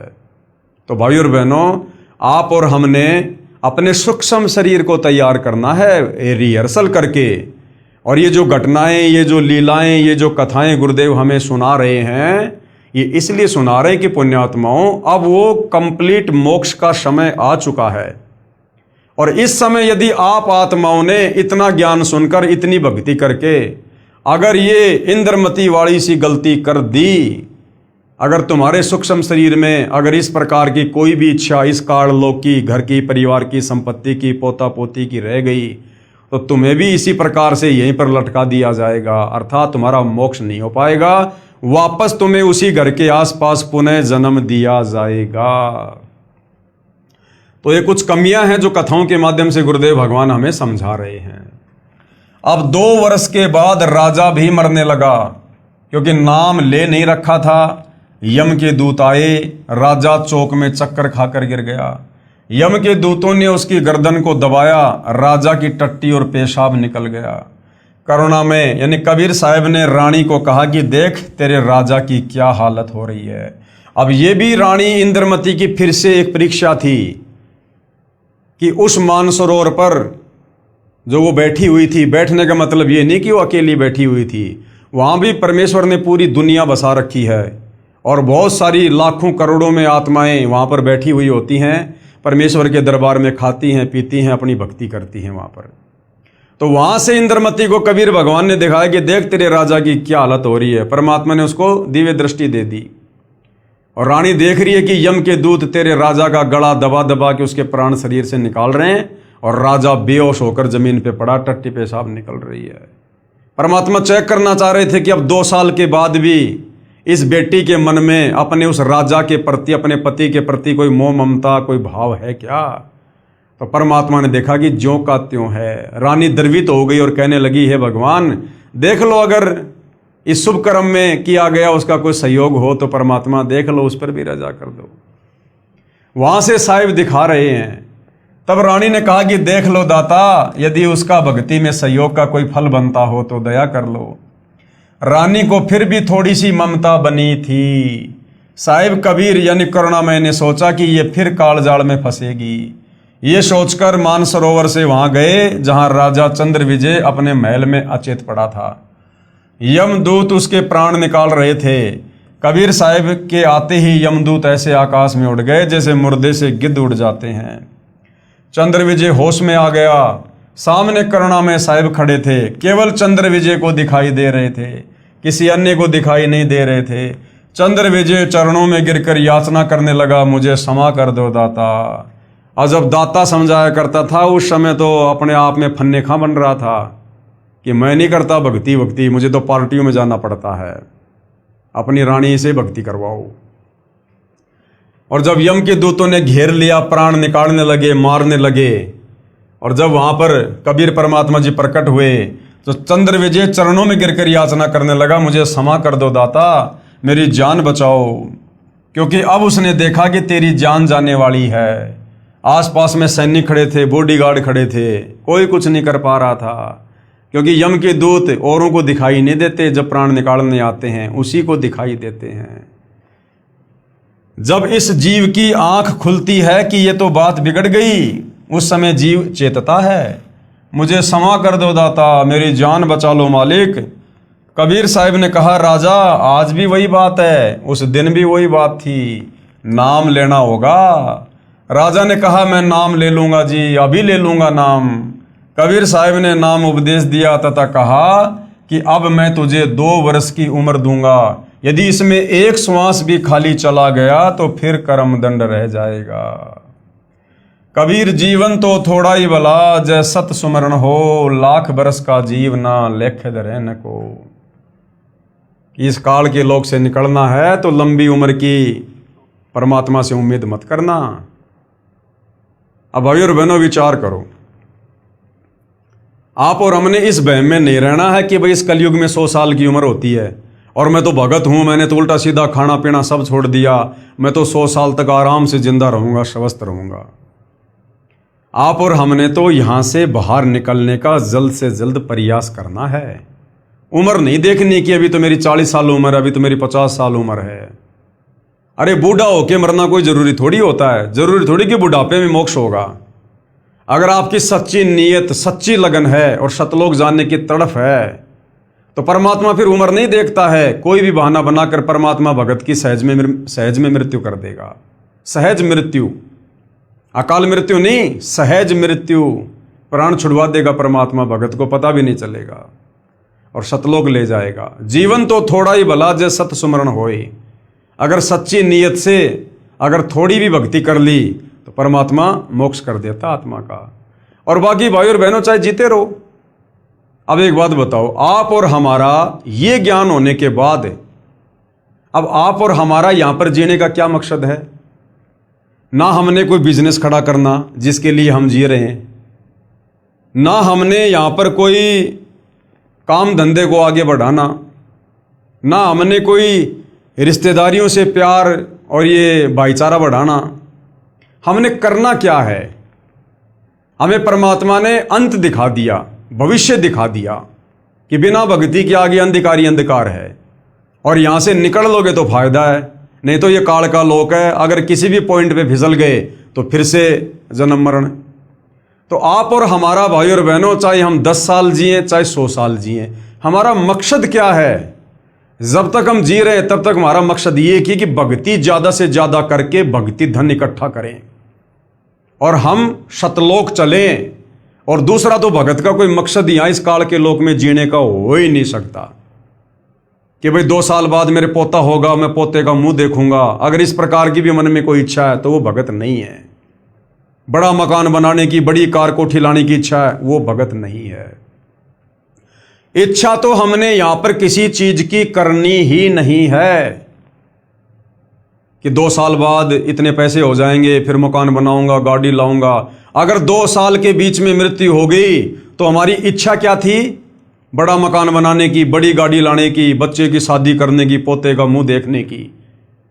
अगर उस काम के कंप्लीट होने से पहले जो हमने मन में इच्छा कर रखी थी, अगर उससे पहले हमारी मृत्यु हो गई तो हमारा मोक्ष नहीं होगा, क्योंकि अभी हमारी काल लोक में कुछ करने की, कुछ प्राप्त करने की इच्छा शेष है। इसलिए परमात्मा कहते हैं, चिंता तो हरि नाम की और न चिंता दास। और कोई योजना मत बनाओ, भगत कोई योजना ना बनाए किसी भी प्रकार की। सुबह रोटी मिल गई, शाम की रोटी की उम्मीद भी मत करना, ना जाने कब यहां से चलना हो जाए। और अगर आगे की कोई प्लानिंग, कोई योजना, कोई इच्छा मन में है तो अंतर्यामी परमात्मा नहीं लेके जाएगा, यहीं पे रहना पड़ेगा। उस इच्छा को पूरा करवाएगा पहले परमात्मा। तो यदि हमारा मकसद सतलोक जाने का है और काललोक की कोई इच्छा नहीं है तो भाई और बहनों, फिर एक बात बताओ, चाहे 10 साल जी लो, चाहे 50 साल जी लो, अरे रोज का हमारा तो वही कर्म है, हमारा तो वही कर्म है रोज का। कोई नया तो हमारे जीवन में कुछ होगा नहीं भक्ति के अलावा। ना हमने नया कुछ चाहिए, ना हमने सांसारिक चौंचलों में पड़ना, ना रिश्तेदारियों में ब्याह शादी, बात छूचक, लेन देन, बारात में जाना। तो फिर हमारे जीवन में उमंग क्या है, रंग क्या है? कुछ भी नहीं है। हम तो केवल भक्ति के लिए जी रहे हैं। सुबह उठे, सुबह का नित्य नियम, फिर परमात्मा के सुमरण कर लिए, कोई सत्संग सुन लिया, फिर दोपहर की रमेणी, फिर शाम की संध्या आरती, फिर कोई परमात्मा का कोई सत्संग सुन लिया, कोई सुमरण कर लिया। बस इसके अलावा हमारे डेली रूटीन में क्या है? इसके अलावा हम क्या करेंगे बताओ? तो ये काम चाहे 10 साल कर लो ढंग से, नियत से, और ये काम चाहे तुम 100 साल तक करते रहो। तो भगत का मकसद अब केवल सतलोक जाना होना चाहिए। और उसके लिए जो भक्ति हम धीरे धीरे हम 20 साल में पूरी करेंगे, अरे भैया अच्छे से मर्यादा में रह के और कशक बना के वो अपने 10 साल में पूरी कर लो ना। अब ज्ञान तो हो ही गया ना कि पीछे से बच्चों को संभालने वाला भगवान है, इस घर परिवार को संभालने वाला भगवान है। अब तत्व ज्ञान होने के बाद भगत ठेकेदार नहीं बनेगा अपने बच्चों का, अपने घर का, अपने बिजनेस का, अपने खेतों का। अगर ठेकेदार बना हुआ है तो फिर अभी उसकी सतलोक जाने की इच्छा नहीं है, उसका टारगेट अभी काललोक है। कितने जन्म हो चुके हैं? कोटि जन्म तू राजा की न मिटी न मन की आशा। जिस व्यक्ति के 84 लाख योनियां भोगने के बाद एक मनुष्य जन्म होता है, और ये करोड़ों मनुष्य जन्म होने के बाद बड़ी मुश्किल से एक हमें राजा का जन्म मिलता है। और भगवान कहते हैं कोटि जन्म तू राजा की ना, कई करोड़ बार तू राजा रह चुका है। तो मनुष्य जीवन में हम कितनी बार रहे होंगे? साधारण मनुष्य जीवन में और हर बार हमारा परिवार भी होगा, हमारे बाल बच्चे भी होंगे, हमारे खेत खलियान भी होंगे, पोता पोती भी होंगे। अरे उनको भी तो छोड़ के जाना पड़ा था, तो उनको किसने संभाला होगा? सब अपना भाग्य लिखवा के लाते हैं। कोई अपने माँ के, अपने बाप के, अपने दादा के या अपने बाप दादाओं की जमीन और प्रॉपर्टी और बिजनेस के भरोसे नहीं आता है। जिसका जैसा प्रारब्ध होता है, पाप और पुण्य होते हैं, उस आधार से उसको किस परिवार में जन्म देना है, ये धर्मराय पहले से माँ के पेट में नियत कर देता है। यहाँ कोई किसी के भरोसे नहीं आता। हम तो अपने बच्चों के ठेकेदार बन रहे हैं कि मेरे बच्चे छोटे छोटे हैं, अभी मेरे बिना कैसे परिवार चलेगा, मेरे बच्चों के भविष्य का क्या होगा। और हम आज समाज में देख रहे हैं, हम अपने आसपास घर में, रिश्तेदार में, गांव में देख रहे हैं, बच्चा पैदा होने से पहले बाप मर जाता है और वो बच्चा जन्म लेने के बाद बहुत बड़ा अधिकारी बनता है, उस गांव में एक नंबर की पार्टी बनता है। तो क्या उसके बाप ने बनाया उसको? उसके बाप ने पढ़ाया? तो भैया सब यहां पर अपना प्रारब्ध लिखवा कर लाते हैं। हम सब कबीर भगवान की आत्मा हैं। हम यहाँ एक दूसरे को अपना समझ रहे हैं कि मेरा बेटा, मेरी बेटी। अरे हम सब कबीर भगवान के बेटा बेटी हैं। हम सब आपस में भाई बहन हैं, हम हंस आत्मा हैं। इस काल ने हमारे को हमारे इन ऋण संबंधों के चलते बेटा बेटी, माँ बाप, पोता पोती, इन संबंधों में बांध दिया। इसी को तो कर्म बंधन कहते हैं। एक लेवा एक देवा दूतम, कोई किसी का पिता नहीं पुत्तम। ऋण संबंध जुड़े सब नाता, अंश में से 12 बाटा। ये तो काल ने हमारे को इन कर्म बंधनों में, ऋण संबंधों में बांध रखा है, पिछले जन्म के लेन देन के चलते। बाकी यहां कोई किसी का बाप नहीं, कोई किसी का बेटा नहीं। आज बाप और बेटे का रिश्ता है, कल को बाप मरने के बाद भक्ति नहीं करी तो नाइजीरिया में जन्म लेगा, बेटा पाकिस्तान में जन्म लेगा। जिंदगी में दोबारा कभी एक दूसरे की शक्ल भी नहीं देख पाएंगे, और कभी मिल भी गए तो भाई साहब राम राम, बस इससे ज्यादा कुछ बोलना नहीं होगा। तो भाई और बहनों, इस तत्व ज्ञान से हमने हर प्रकार से कमर कस लेनी है, सर पे कफन बांध लेना है कि संभालने वाला परमात्मा है। तीनों लोकों में प्रवेश करके सबका धारण पोषण वो कबीर भगवान करता है। आप और हमें, जिनको हम अपनी अज्ञानता के चलते, जिनको बेटा बेटी और पति पत्नी मान रहे हैं, हमसे ज्यादा चिंता उस कबीर परमेश्वर को अपनी उन आत्माओं की है। हम क्या चिंता कर सकते हैं? और हमारी चिंता करने से क्या हो जाएगा? अरे माता पिता ने बच्चे को सुबह नहला के, कपड़े पहना के, टिफिन दे के बस में बैठा दिया, जा बेटा स्कूल में। 2 किलोमीटर बाद में बस एक्सीडेंट हो गई, बेटा मर गया। क्या कर लेंगे चिंता करके माता पिता? क्या कर लिया माता पिता ने? क्या बचाव कर लिया माता पिता ने? और वहां उस बच्चे की रक्षा करने वाला भी कबीर भगवान है, क्योंकि वो हमारा बेटा बेटी तो केवल इसी जन्म में है। झूठे रिश्ते नाते, असल में वो आत्मा भगवान की है। असली बेटा वो कबीर भगवान का है, सतगुरु रामपाल जी का है। तो भाई और बहनों, आप और हम भी केवल उतना ही बचाव कर सकते हैं जितना हमारे और उसके जो संस्कार आपस में जुड़े हुए हैं। अन्यथा ना बाप बेटे की रक्षा कर सकता, ना बेटा बाप की कर सकता। यहां पर आंखों के सामने बेटा मर जाता है। आपने देखा नहीं, थोड़े दिन पहले नोएडा में एक लड़का था, कोई इंजीनियर जवान, और रात के समय उसकी गाड़ी एक नाले में जा गिरी और उसने वहीं से अपने बाप को फोन किया। बाप ने जो है प्रशासन को फोन किया। वहां बाप भी खड़ा है, प्रशासन भी खड़ा है, और वो बेटा धीरे धीरे धीरे धीरे उन सब की नजरों में उस पानी में डूब रहा है। वो उस दलदल में जा रहा है और सबकी आंखों के सामने वो डूब के मरा। ना उस बाप ने बचाया, ना प्रशासन ने बचाया। तो भाई और बहनों, यहां पर बचाने वाला ये कबीर भगवान है, और जिसके जैसे संस्कार हैं उस आधार से यहां पर रक्षा होती है। जबरदस्ती कबीर भगवान भी नहीं बचाता।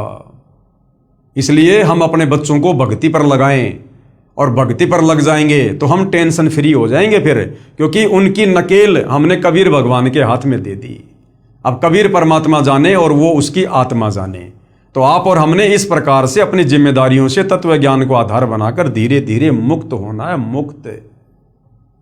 तब भाई और बहनों बात बनेगी, नहीं तो रानी इंद्रमती की तरह फिर मानसरोवर पर जाकर फिर हमारे मन में वही विचार आएंगे, आए मेरा पोता रह गया, मेरी पोती रह गई, ये रह गया, मेरा वो रह गया। तो परमात्मा फिर हर एक से पूछेगा नहीं। तुम सोचो कि मेरे से गुरुजी पूछेंगे, ना ना ना ना। ये घटनाएं तो परमात्मा ने चारों युगों में इसलिए की ताकि हम कलयुग की बिचली पीढ़ी वालों को सबक मिले। अन्यथा आप सोचो कि अब आज वर्तमान में भी हमें गुरुजी वहां लेकर जाएंगे और वहां ले जाने के बाद गुरुजी हमसे पूछेंगे कि बेटा तेरी किसी में मोह ममता तो नहीं है, वहां नहीं पूछने वाला भगवान है, वहां तो ऑटोमेटिक यस नो ऑटोमेटिक। तो अब आप और हमने इस प्रकार की गलती करनी नहीं है। हमने हर प्रकार से रिश्ते नातों से, परिवार संपत्ति से, यहीं से हाथ झाड़ के चलना है बिल्कुल, कि मेरा कुछ नहीं है, ये तो काल का किस ब्रह्मांड है, ये तो काल ने तपस्या करके भगवान से प्राप्त कर रखे हैं, मेरा क्या अधिकार है। अरे जैसे हम होटल में जाते हैं, 2 रात्रि रुकते हैं, 1000-2000 रुपये जमा करवाते हैं, और होटल में हमें पंखा, कूलर, बेड, टीवी सारी सुविधा मिलती है, और जब हम होटल छोड़ के चलते हैं तो पंखा, कूलर, टीवी में हमारी कोई रुचि बनती है क्या? क्योंकि हम हकीकत से परिचित हैं कि ये संपत्ति मेरी नहीं है, ये होटल मालिक की है, मैं यहां पर केवल 2 रात के लिए मैं किराएदार था। तो इसी प्रकार इस 21 ब्रह्मांड में भाई और बहनों, हम अपना कर्म भोगने के लिए आए, हम यहां पर जो है किराएदार हैं। ये होटल इस काल का है, यहां की सारी सामग्री इस काल की है। हमने तो यहां से वापस अपने पिता के घर चलना है, जहां हमें सारे ठाट बाट मिलेंगे, सारे सुख मिलेंगे। तो इस हिसाब से भाइयों और बहनों, हमने इस तत्व ज्ञान को आधार बना के अपना पीछा छुड़वाना है। कबीर जीवन तो थोड़ा ही भला, जो सत सुमरण हो, लाख बरस का जीवना लेखद रहन को। शुभ कर्म में सहयोग दिया हुआ पिछला कर्म, और साथ में श्रद्धा से 2 वर्ष के सुमरण से तथा 3 नाम प्रदान करके कबीर साहब चंद्र विजय को भी पार कर ले गए। बोलो सतगुरुदेव की जय, जय हो बंदी छोड़ की। परमेश्वर कबीर साहिब जी सच्चे श्रद्धालु यानी सच्ची नीयत से मर्यादा में रहकर भक्ति करने वाले भगत की आयु बढ़ा देता है, जैसे चंद्र विजय की बढ़ा दी, तथा उसके परिवार की भी रक्षा करता है। उपरोक्त विवरण से सिद्ध हुआ, ये प्रमाण बहुत पहले के हैं। अब देखो क्या कह रहे हैं परमात्मा, कबीर परमेश्वर यानी परमेश्वर कबीर साहिब जी सच्चे श्रद्धालु की उम्र बढ़ा देता है। मान लो हम सच्चे श्रद्धालु हैं, हमने मर्यादा में रहकर सच्ची नीयत से सतलोक जाने के लिए भक्ति की, और कबीर परमात्मा जी हमें सतलोक के लिए ले जा रहे हैं, और हमें कबीर परमेश्वर जी ने मान सरोवर पर बैठा दिया, और हमारी आस्था चेक करने के लिए कबीर परमात्मा ने हमारे को दिव्य दृष्टि दे दी। और पीछे से ऐसी कोई घटना परिवार में बच्चों के साथ घटित भी हो जाए, तो हमने इस पॉइंट को ध्यान रखना है कि जो सच्ची नीयत से जो व्यक्ति भक्ति करता है, पीछे से क्या होता है, उसके परिवार की भी रक्षा करता है। कौन? कबीर भगवान। तो फिर हमने चिंता काहे की? अरे हम सच्ची नीयत से भक्ति करेंगे तभी तो ऊपर जाएंगे भगवान के साथ में, अन्यथा मर्यादा तोड़कर भक्ति करने वाले को तो परमात्मा यहीं पर त्रिकुटी से नीचे नीचे फैल कर देगा भगवान, लास्ट त्रिकुटी। तो यदि हम मानसरोवर पर चले गए हैं, सच्ची नीयत है तभी तो गए, तो पीछे से फिर भगवान का वादा है परिवार की भी रक्षा करेगा। जब भगवान ने परिवार की रक्षा की गारंटी दे दी, फिर हमने चिंता नहीं करनी चाहिए उस परिवार की। ये प्रमाण बहुत पहले के हैं, वर्तमान में साधारण व्यक्ति विश्वास नहीं करता।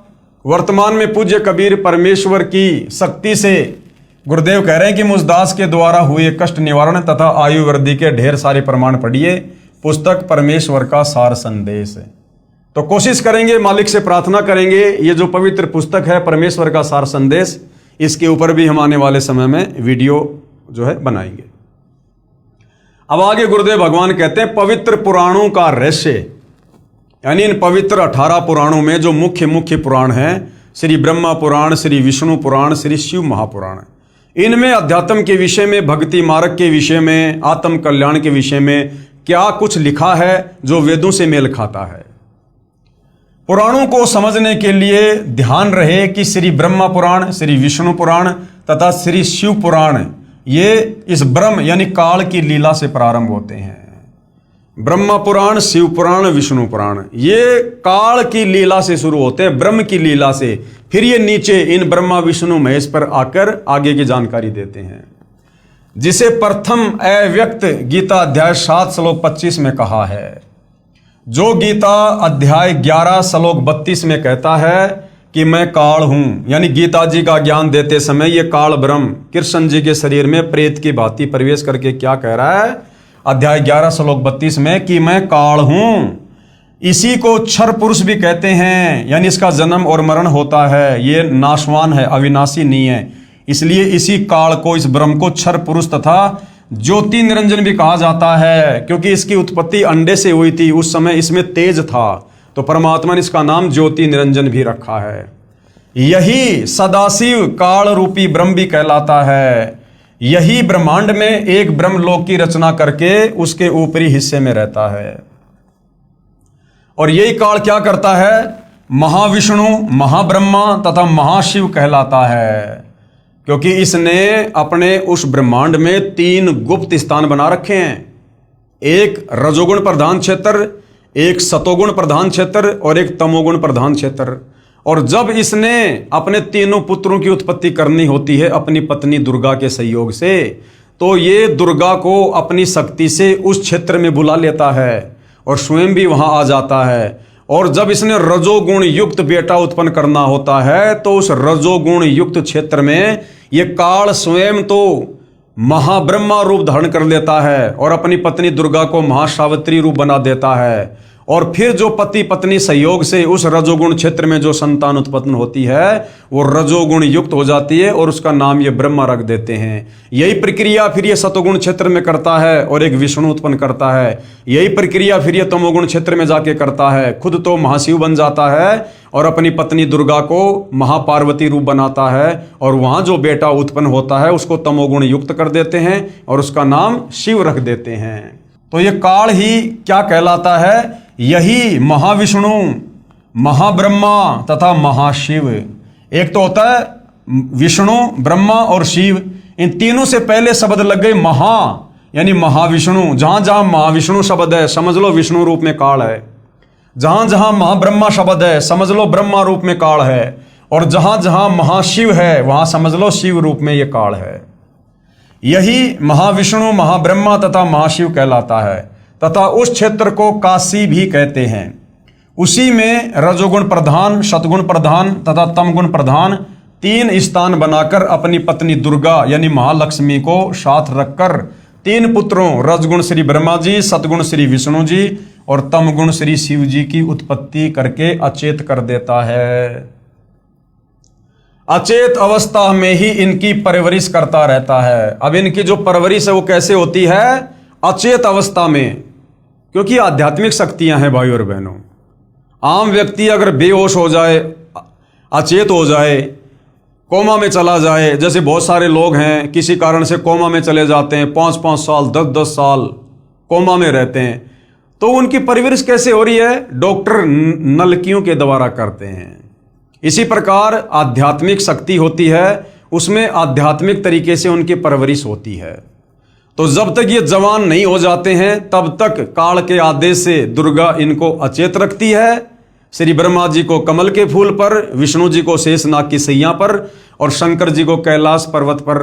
और बेहोश रूप में, अचेत रूप में दुर्गा इनकी परवरिश करती रहती है। यानी इनमें जो भी सॉफ्टवेयर डाउनलोड करना होता है वो इनकी अचेत अवस्था में डाउनलोड करते रहते हैं।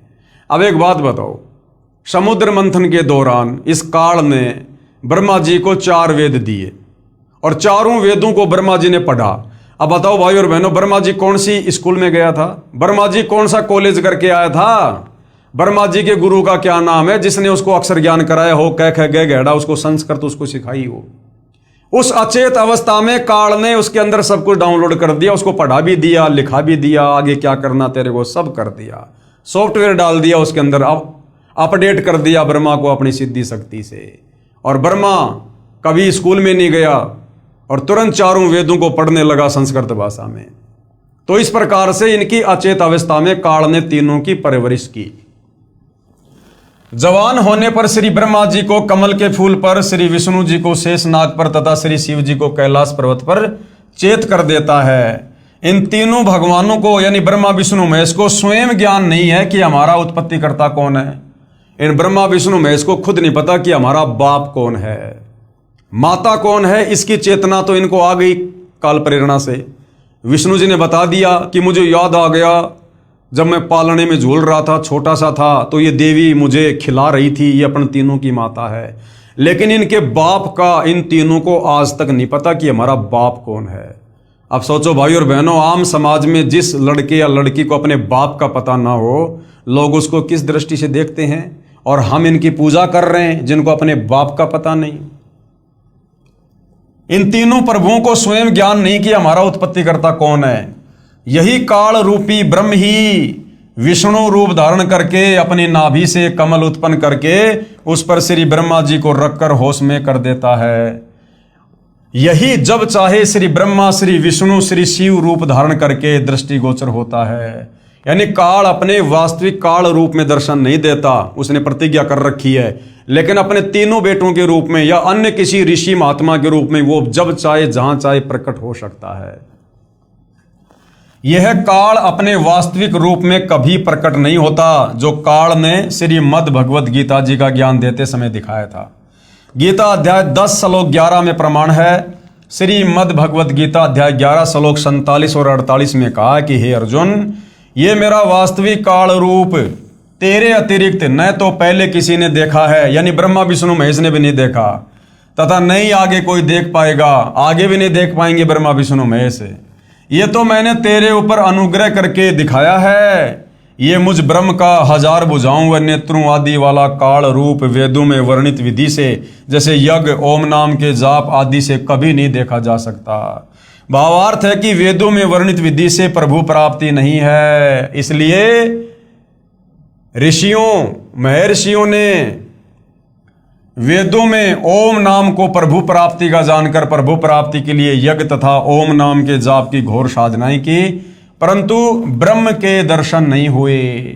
अब बेचारे ऋषियों को, मुनियों को तत्व ज्ञान का पता नहीं, सृष्टि रचना का पता नहीं, 5वें वेद सूक्ष्म वेद का ज्ञान नहीं।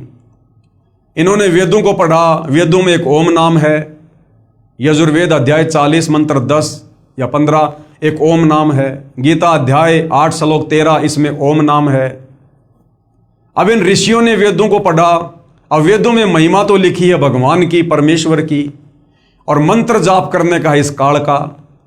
तो ऋषि मुनियों ने इस ओम नाम को, जो काल का मंत्र है, इसी को पूर्ण ब्रह्म परमात्मा का मंत्र मान लिया और लग गए दिन रात एक कर दी परमात्मा प्राप्ति के लिए, भगवान के दर्शन करने के लिए।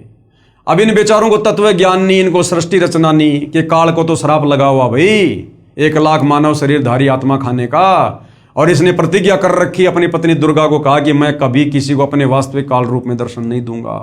तो बेचारे ऋषि मुनि महात्मा ओम नाम का जाप कर करके समाधि लगा लगा के थक गए, लेकिन उनको इस काल ब्रह्म ने दर्शन नहीं दिए। और जो परमात्मा दर्शन देता है, मिलता है, वो विधि तत्वदर्शी संत के अलावा इन चारों वेदों में नहीं। तो तत्वदर्शी संत उनको मिला नहीं जिससे परमात्मा के दर्शन हो। तो इस कारण से भाइयों और बहनों, इन साधु संत महात्माओं ने समाधि लगाई, तप किए, ओम नाम का जाप किया, लेकिन काल की प्रतिज्ञा है मैं किसी को दर्शन दूंगा नहीं, उसने दर्शन दिए नहीं। जिस कारण से अंत में उन साधु संत महात्माओं ने यह निर्णय कर लिया कि परमात्मा निराकार है, जबकि वो निराकार नहीं, वो काल साकार है, लेकिन अपनी प्रतिज्ञावश वो किसी को दर्शन नहीं देता। ओम नाम को प्रभु प्राप्ति का जानकर प्रभु प्राप्ति के लिए यज्ञ तथा ओम नाम के जाप की घोर साधनाएं की, परंतु इस ब्रह्म के दर्शन नहीं हुए। किसी ने कमलों का प्रकाश देख लिया, किसी ने शरीर में ज्योति देखी तथा धुनें सुनी, जो काल ब्रह्म का छल है, ये अपने तक नहीं पहुंचने देता किसी की भी सुरती को। किसी ने सहस्त्र कमल की 1000 ज्योतियों से निकल रहा प्रकाश देखकर प्रभु की प्राप्ति मान ली। जैसे किसी स्थान पर एक ही रंग के 1000 बल्ब एक दूसरे के साथ सटाकर गोलाकार में जगह रखे हों, दूर से देखने वाले को एक प्रकाश समूह ही दिखाई देगा, यानी एक आग का सा गोला दिखाई देगा, लेकिन उसके निकट जाने पर पता लगता है कि यह तो बल्बों यानी उन लटुओं का प्रकाश है, अलग अलग है। तो जिस एकाध की समाधि सहस्त्र कमल दल में चली गई, वहां पर इसने 1000 ज्योतियां दिखा दी अपनी, जिस कारण से उसने मान लिया कि बस यही परमात्मा है, ज्योति रूप ही है भगवान। इसी प्रकार कुछ साधक हठ योग करके शरीर में अंतर्मुख होकर कुछ आतिशबाजी को देखकर प्रभु की प्राप्ति मान लेते हैं, उसी में खुश हो जाते हैं कि हमने कर लिए भगवान के दर्शन। उसी काल जाल को आनंद मानकर अपना अनमोल जीवन नष्ट कर जाते हैं। वेदों में स्पष्ट लिखा है कि परमेश्वर सशरीर है। यजुर्वेद अध्याय 1 मंत्र 15 तथा अध्याय 5 मंत्र 1 में इसका प्रमाण है। अग्ने तनुर असी यानी परमात्मा सशरीर है। विष्णवे तवा सोमस्य तनुरसी और सबका धारण पोषण करने वाले परमात्मा का शरीर है। जिसका शब्दार्थ है कि परमेश्वर सह शरीर है। अग्नि यानी परमात्मा, तनूर यानी सह शरीर, असीमानी है। परमेश्वर सह शरीर है, वो निराकार नहीं है। उस सर्व पालन करता अमर पुरुष सत्य पुरुष का शरीर है, अर्थात परमेश्वर आकार में है। इसीलिए ऋषियों ने प्रभु दर्शन के लिए घोर साधनाएं की, परंतु वेदों में वर्णित विधि से प्रभु प्राप्ति नहीं हो सकती। ओम नाम के जाप से परमात्मा प्राप्ति नहीं हो सकती। ओम नाम के जाप से तो ये काली दर्शन नहीं देता। इसलिए आज तक सर्व साधकों यानी भक्तों, ऋषियों, ये भाई और बहनों, आज से पहले जो त्रेता द्वापर सतयुग में जो भगत थे, जो भक्ति करते थे, जैसे आज आप और हम कर रहे हैं, उस समय उनको ऋषि कहा जाता था, उनको मुनि कहा जाता था। तो चाहे भगत को हो, चाहे संत को हो, चाहे साधक को हो, चाहे योगी को हो, चाहे ऋषि को हो, चाहे मुनि को हो, ये एक ही बात है। जैसे जल पानी नीर, जल पानी नीर। कोई ये सोचे कि तो बहुत बड़ी तोप होंगे, इनके नाम को तो ऋषि कहा करते थे। अरे आज जैसे पवन दास, ऐसे चाहे मुनि पवन कह दो, ऋषि पवन कह दो, बात एक ही है। इसलिए आज तक सर्व साधकों यानी भक्तों, ऋषियों आदि ने अपने अनुभव की पुस्तकों की रचना कर दी जो वेद ज्ञान विरुद्ध है, और उन्होंने फिर आगे चलकर अपने अपने अनुभव की पुस्तकें बना दी कि मैंने ऐसे ऐसे ओम नाम का जाप किया, मैंने इतने साल समाधि लगाई, समाधि अवस्था में मुझे उस प्रभु के ज्योति रूप में दर्शन हुए हैं। परमात्मा तो वास्तव में निराकार है, उसका मनुष्य जैसा शरीर नहीं है, वो तो ज्योति ज्योति उसका रूप है, आकार है। और आम समाज ने इन बातों को सत्य मान लिया और भगवान को निराकार साबित कर दिया। अब सर्व भगत समाज पवित्र वेदों के स्थान पर अन्य महर्षियों या संतों के अनुभव से बनी पुस्तकों के ज्ञान पर आधारित हो चुका है। अब वेद कौन पढ़े भाई? वेद तो इतनी मोटी मोटी पुस्तकें, ऊपर से वो संस्कृत में, कौन पढ़े? आम व्यक्ति को पढ़ने का अधिकार भी नहीं था। फिर क्या करते ये साधु संत महात्मा? अपने अनुभव की छोटी छोटी पुस्तकें निकाल देते कि हमने वेदों को पढ़कर निष्कर्ष निकालकर, वेदों का निचोड़ निकालकर ये पुस्तक बनाई है। तो आम आदमी बेचारा उस पुस्तक को वेद ज्ञान युक्त पुस्तक मानकर, जो वास्तव में उस ऋषि का अपना भक्ति अनुभव था, जो वेदों के विरुद्ध था, हमने उसी को सत्य मानकर उसी के अनुसार फिर हमने साधना करनी शुरू कर दी। ऐसे फिर ये शास्त्र विरुद्ध साधना पूरे समाज में फैल गई सदियों से। पवित्र वेदों तथा श्रीमद् भगवद गीता जी का ज्ञानदाता ब्रह्म कह रहा है कि तीनों गुण, रजगुण ब्रह्मा, सतगुण विष्णु, तमगुण शंकर जी, इनकी इष्ट रूप में पूजा के योग्य नहीं है। गीता अध्याय 7 श्लोक 12 से 15 ये गीता ज्ञान देने वाला काल ब्रह्म खुद कह रहा है कि ब्रह्मा विष्णु महेश यानी रजगुण सतगुण तमगुण, ये तीनों देवता पूजा के योग्य नहीं है। ब्रह्मा विष्णु महेश की पूजा का विधान नहीं है, क्योंकि ये भी नाशवान है, अर्थात जन्म मरण में है, तथा कर्म का फल ज्यों का त्यों ही देते हैं। पाप यानी पाप नाश नहीं कर सकते। कौन? ब्रह्मा विष्णु महेश। इनके पुजारी भक्तों को प्रारब्ध में लिखे कष्ट को भोगना ही पड़ता है। इन तीनों भगवानों की साधना से क्षणिक सांसारिक सुख तो प्राप्त हो जाता है, परंतु पूर्ण मोक्ष नहीं होता, अर्थात जन्म मरण से छुटकारा नहीं है। इन तीनों प्रभुओं श्री ब्रह्मा जी, श्री विष्णु जी, श्री शिव जी से मिलने वाले क्षणिक लाभ पर जिनकी आस्था बनी है, वे राक्षस स्वभाव को धारण किए हुए मनुष्यों में नीच दुष्कर्म करने वाले मूर्ख मुझ काल ब्रह्म को भी नहीं भजते। इसका प्रमाण है श्रीमद् भगवद गीता अध्याय 7 श्लोक 12 से 15। क्योंकि ब्रह्म साधक अधिक समय तक ब्रह्मलोक में बने महास्वर्ग में अपने नाम व पुण्यों की कमाई के आधार पर रहता है। यानी ब्रह्मा विष्णु महेश की साधना के बजाय यदि कोई काल की ओम नाम की साधना करता है, तो ब्रह्मा विष्णु महेश की भक्ति करके जितने दिन आप स्वर्ग में रह सकते हो, उससे कई गुना ज्यादा आप स्वर्ग से ऊपर ओम नाम की कमाई करके, ब्रह्म का जाप करके आप महास्वर्ग में रह सकते हो। लेकिन वापस महास्वर्ग वाले प्राणी को भी आना पड़ेगा जन्म और मरण में। इसलिए काल कह रहा है कि तीनों भगवानों से कुछ ज्यादा राहत मैं दे सकता हूं, परंतु यह ब्रह्मलोक तथा काल ब्रह्म भी नाशवान है। यह काल भी नाशवान है और इसका ब्रह्मलोक भी नाशवान है। गीता अध्याय 8 श्लोक 16 में कहा कि ब्रह्मलोक तक सर्वलोक नाशवान है, तथा गीता अध्याय 2 श्लोक 12 तथा अध्याय 4 श्लोक 5 में स्वयं गीता ज्ञानदाता ब्रह्म कह रहा है कि मेरी भी जन्म और मृत्यु होती है अर्जुन, मेरी भी जन्म और मृत्यु होती है, अर्थात मैं भी नाशवान हूं। इसलिए पवित्र गीता अध्याय 7 श्लोक 18 में कहा कि जो चौथे प्रकार के मेरे ब्रह्म के साधक, जो ज्ञानी है, जो वेदों के ज्ञान के आधार पर जान लेते हैं कि केवल एक पूर्ण परमात्मा ही इष्ट रूप में पूज्य है, वही पाप नाशक है, पूर्ण मोक्षदायक है तथा मानव शरीर प्रभु प्राप्ति के लिए मिला है, उन्होंने वेदों का स्वयं ही निष्कर्ष निकाल ले लिया कि ओम नाम यही एक मंत्र है जो प्रभु प्राप्ति का है। इसी ओम मंत्र के जाप से हजारों वर्ष साधना करके अपने शरीर को भी न्योछावर कर दिया, परंतु प्रभु दर्शन नहीं हुए। अन्य उपलब्धियां हो गई, कुछ सिद्धियां प्राप्त हो गई तथा स्वर्ग महास्वर्ग आदि में उच्च पद प्राप्त हो गए। फिर भजन कमाई तथा पुण्यों की कमाई समाप्त होने पर पुनः जन्म मरण तथा 84 लाख प्राणियों के शरीर में घोर कष्ट तथा नरक में पाप कर्म का फल भोगना ही पड़ रहा है। पवित्र यजुर्वेद अध्याय 40 मंत्र 10 तथा पवित्र गीता अध्याय 4 श्लोक 34 में उपरोक्त दोनों शास्त्रों का ज्ञान दाता ब्रह्म कह रहा है कि उस पूर्ण परमात्मा के विषय में मैं काल रूपी ब्रह्म नहीं जानता, उस परमेश्वर के विषय में कि जहां जाने के बाद साधक लौटकर संसार में नहीं आता, जन्म मरण नहीं होता, उस परमेश्वर के विषय में पूर्ण जानकारी अर्थात तत्व ज्ञान तथा उस परमेश्वर की प्राप्ति की विधि अर्थात पूर्ण मोक्ष मार्ग की जानकारी के लिए तत्वदर्शी संतों की खोज कर 21 ब्रह्मांड के स्वामी काल ने अपना निष्कर्ष दे दिया पूरा गीता ज्ञान देकर कि भाई मेरी साधना का मंत्र है ओम, और मैं रहता हूं ब्रह्मलोक में, और ओम नाम की कमाई करके साधक मेरे ब्रह्मलोक में आ जाएगा। ब्रह्मलोक में स्वर्ग से ज्यादा आनंद है, मौज मस्ती है, ज्यादा समय रहेगा। लेकिन ब्रह्मलोक पर्यंत सारे लोग पुनरावृत्ति में है।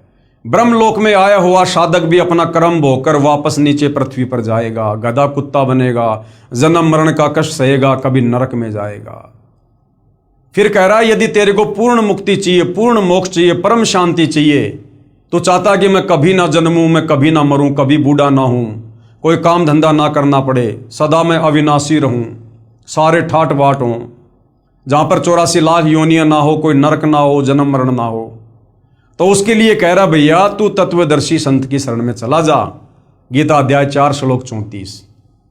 वो तत्वदर्शी संत तुझे परमात्मा की भक्ति बताएगा, वो तत्वदर्शी संत ही तुझे पूरा आध्यात्मिक ज्ञान देगा, पूरी सृष्टि रचना बताएगा, मुझकाल के विषय में भी बताएगा, मैं क्यों जन्मता हूं, क्यों मरता हूं, मैंने सतलोक में क्या गलती करी थी, क्यों मेरे किस ब्रह्मांड में कोई भी प्राणी सुखी नहीं है, क्यों यहां पर जन्म मरण का रोग लगा हुआ है, क्यों लक 84 योनि में सब लोग पीड़ा भोग रहे हैं। ये बातें तुझे वो तत्वदर्शी संत ही बताएगा। तो गीता ज्ञानदाता काल ब्रह्म ने ऑप्शन छोड़ दिया कि भैया कंप्लीट मोक्ष मार्ग, कंप्लीट भक्ति विधि मुझ काल ब्रह्म को भी नहीं पता है, इसके लिए तो किसी तत्वदर्शी संत की शरण में जा। तो आज भाई और बहनों वह तत्वदर्शी संत सतगुरु रामपाल जी हैं। बहुत बड़ा मौका, जबरदस्त सुअवसर है।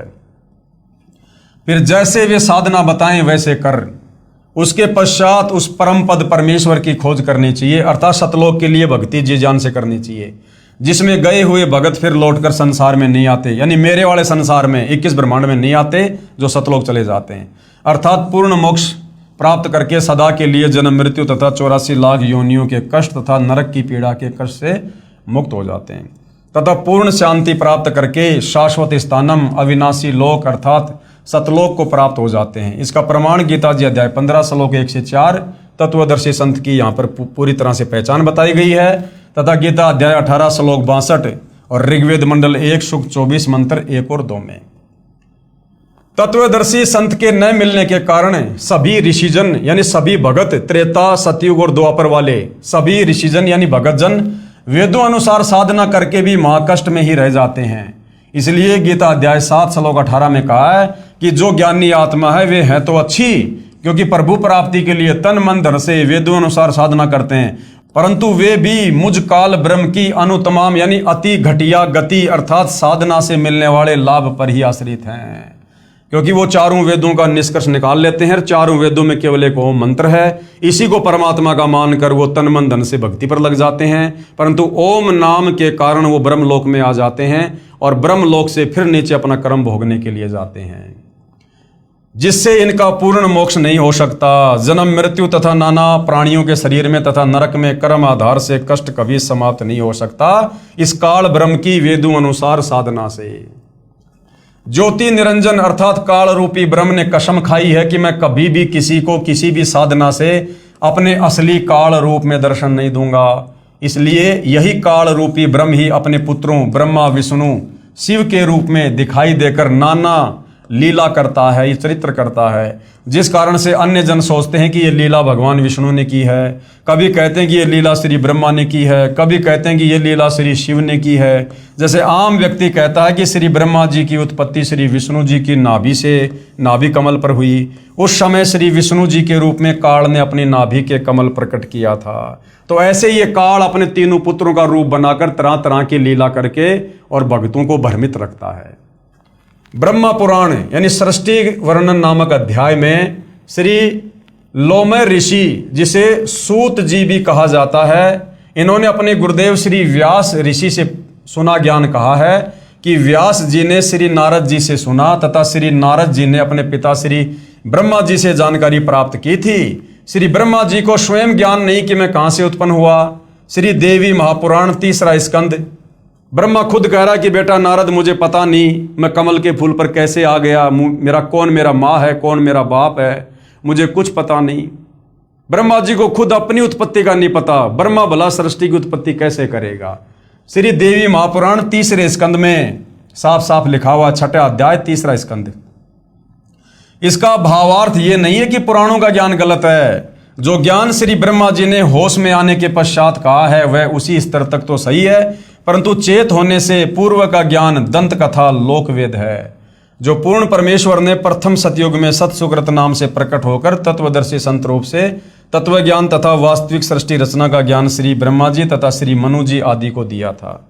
इन्होंने सुनकर भी अनसुना कर दिया। तत्पश्चात जब श्री ब्रह्मा जी से इसी के वंशज पूछने लगे तो उस सुने सुनाए ज्ञान के आधार से कुछ मिलावट करके पूर्व का ज्ञान कहा है, जिस कारण से कोई पुराण निर्णायक ज्ञान युक्त नहीं है। किसी पुराण के आधार से सिद्ध होता है कि श्री विष्णु जी की उत्पत्ति श्री ब्रह्मा जी से हुई है, किसी पुराण से सिद्ध होता है कि श्री ब्रह्मा जी की उत्पत्ति श्री विष्णु जी से हुई, आदि आदि। इसी कारण सभी ऋषिजन तथा श्री ब्रह्मा विष्णु तथा शिव जी भी संशय में हैं। यानी इनके जो भगत हैं ब्रह्मा विष्णु महेश के, जब ये इनकी पूजा करते हैं, समाधि लगाते हैं, तो समाधि अवस्था में ये काल ब्रह्मा जी के उपासक को ब्रह्मा रूप बनाकर दर्शन दे देता है, विष्णु जी के उपासक को विष्णु रूप बनाकर दर्शन दे देता है, शंकर जी के भगत को शंकर जी का रूप बनाकर दर्शन दे देता है, प्रकट हो जाता है। और वो साधक समझ लेते हैं कि बस ब्रह्मा जी भगवान है, विष्णु जी के साधक समझते श्री विष्णु जी परमात्मा है, और आपस में एक दूसरे को सर्वश्रेष्ठ बताकर आगे प्रचार प्रसार करते रहते हैं। और इसी आधार से उन साधकों ने, उन ऋषियों ने आगे चलकर अपने अनुभव की पुस्तकें लिख दी। किसी ने लिख दिया कि श्री ब्रह्मा जी भगवान है, शंकर और विष्णु ब्रह्मा जी से तो उत्पन्न हुए हैं। विष्णु जी के उपासक ने लिख दिया कि विष्णु भगवान है, ब्रह्मा जी और शंकर जी विष्णु जी से उत्पन्न हुए हैं। कोई शंकर जी का भगत लिख देता कि बस ब्रह्मा और विष्णु शंकर जी से उत्पन्न हुए हैं, यही महेश्वर है, मृत्युंजय है। तो इस प्रकार से इस काल ने भाई और बहनों 21 ब्रह्मांड के प्राणियों को अपने भोजन के लिए, इसको रोजाना 1 लाख प्राणी खाने होते हैं, और इसको पता है कि ये मेरा भोजन, ये जीव यदि यहाँ से मुक्त हो सकते हैं मेरे 21 ब्रह्मांड से, तो केवल शास्त्रों के आधार से भक्ति करने से मुक्त हो सकते हैं। तो उसके लिए भाई और बहनों इसका परम कर्तव्य बन गया, इसकी मजबूरी होगी, हमें धर्मशास्त्रों के आधार पर अपने द्वारा भेजे गए साधु संत ऋषियों गुरुओं के द्वारा उल्टी व्याख्या करवा के, शास्त्र विरुद्ध साधना करवा के हमें अपने जाल में फंसा के अपने भोजन के लिए रखता है।